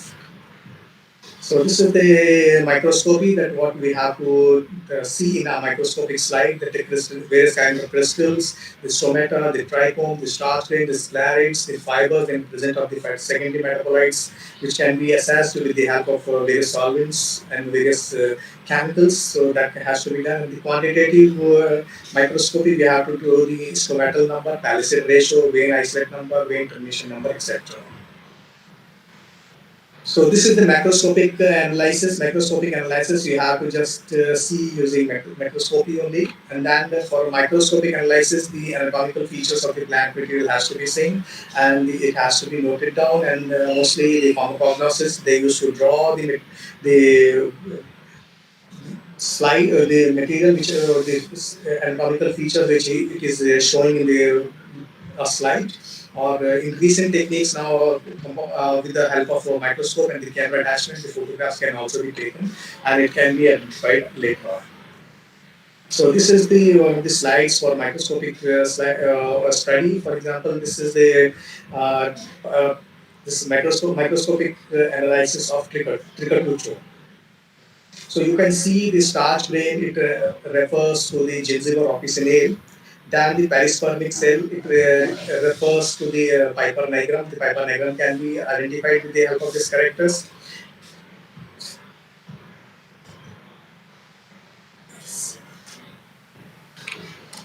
So this is the example of a Solpnica tuned powder microscopy.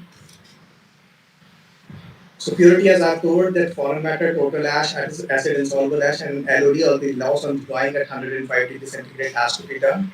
And then the extractive value, the estimation of marker compound, TLC, HPTLC with the marker compound has to be done. And for safety and efficacy, now it is mandatory from 2008 that microbial load, pesticide residue, heavy metal, and aflatoxin has to be done in single drugs as well as the compound formulations. So this is the one of example of the trichotillomania. You can see that the pipli, marich, and sunti, and these are the powders, and it has been mixed in the trichotillomania. So the physical chemical parameters of this trichotillomania has been done. Then loss and drying has been done. Total ash, acid insoluble extractive, water soluble extractive, and pH has been done. So this TLC has been done. If you see that the track number T1, T1, and T5. So they are the trichotillomania, the extract of the trichotillomania, and in the T2, T2, T3, and T4, the pipli, marich, and shunti, they are the ingredients. So you can see that these compounds, they are being shown in the final product. So this is the checklist of the parameters for which various doses forms. So as I have told you earlier that these parameters, they differ for more of different doses form. For example, I've just compiled all the parameters, and you can just see we have just take the arc and paneer, what you have to done. So the weight per ml has to be done, and then asavarista weight per ml has to be done, and then grip and tail weight per ml has to be done. So in that way, we can just find it out that what kind of test has to be carried out with the on which kind of doses form. So this you can just refer afterwards. So for example, if you see for grit and tail, so we have specified parameters like acid value, iodine value, peroxide value, rancidity test, and the unsublimable matter, and the absence of the mineral oil. So this test has to be specifically done for the grit and tail. So these are the specifications for microbial loads. For example, the APC, they have fixed the limit of 10 raised to power 5 CFU per gram and 10 raised to power 7 for topical use. And for yeast and mold, so it is 10 raised to power 3 CFU of the colony fluorescent unit per gram. Then the pathogenic bacteria like E. coli, Salmonella, and P. aeruginosa, and S. aureus, Salmonella aureus, they should be absent in the single drug as well as the compound population. And the pesticide residue, the individual limits in the pharmacopoeia has been given. And for heavy metals, the lead limit is 10 ppm, maximum limit 10 ppm, the mercury is 1 ppm, arsenic 3 ppm,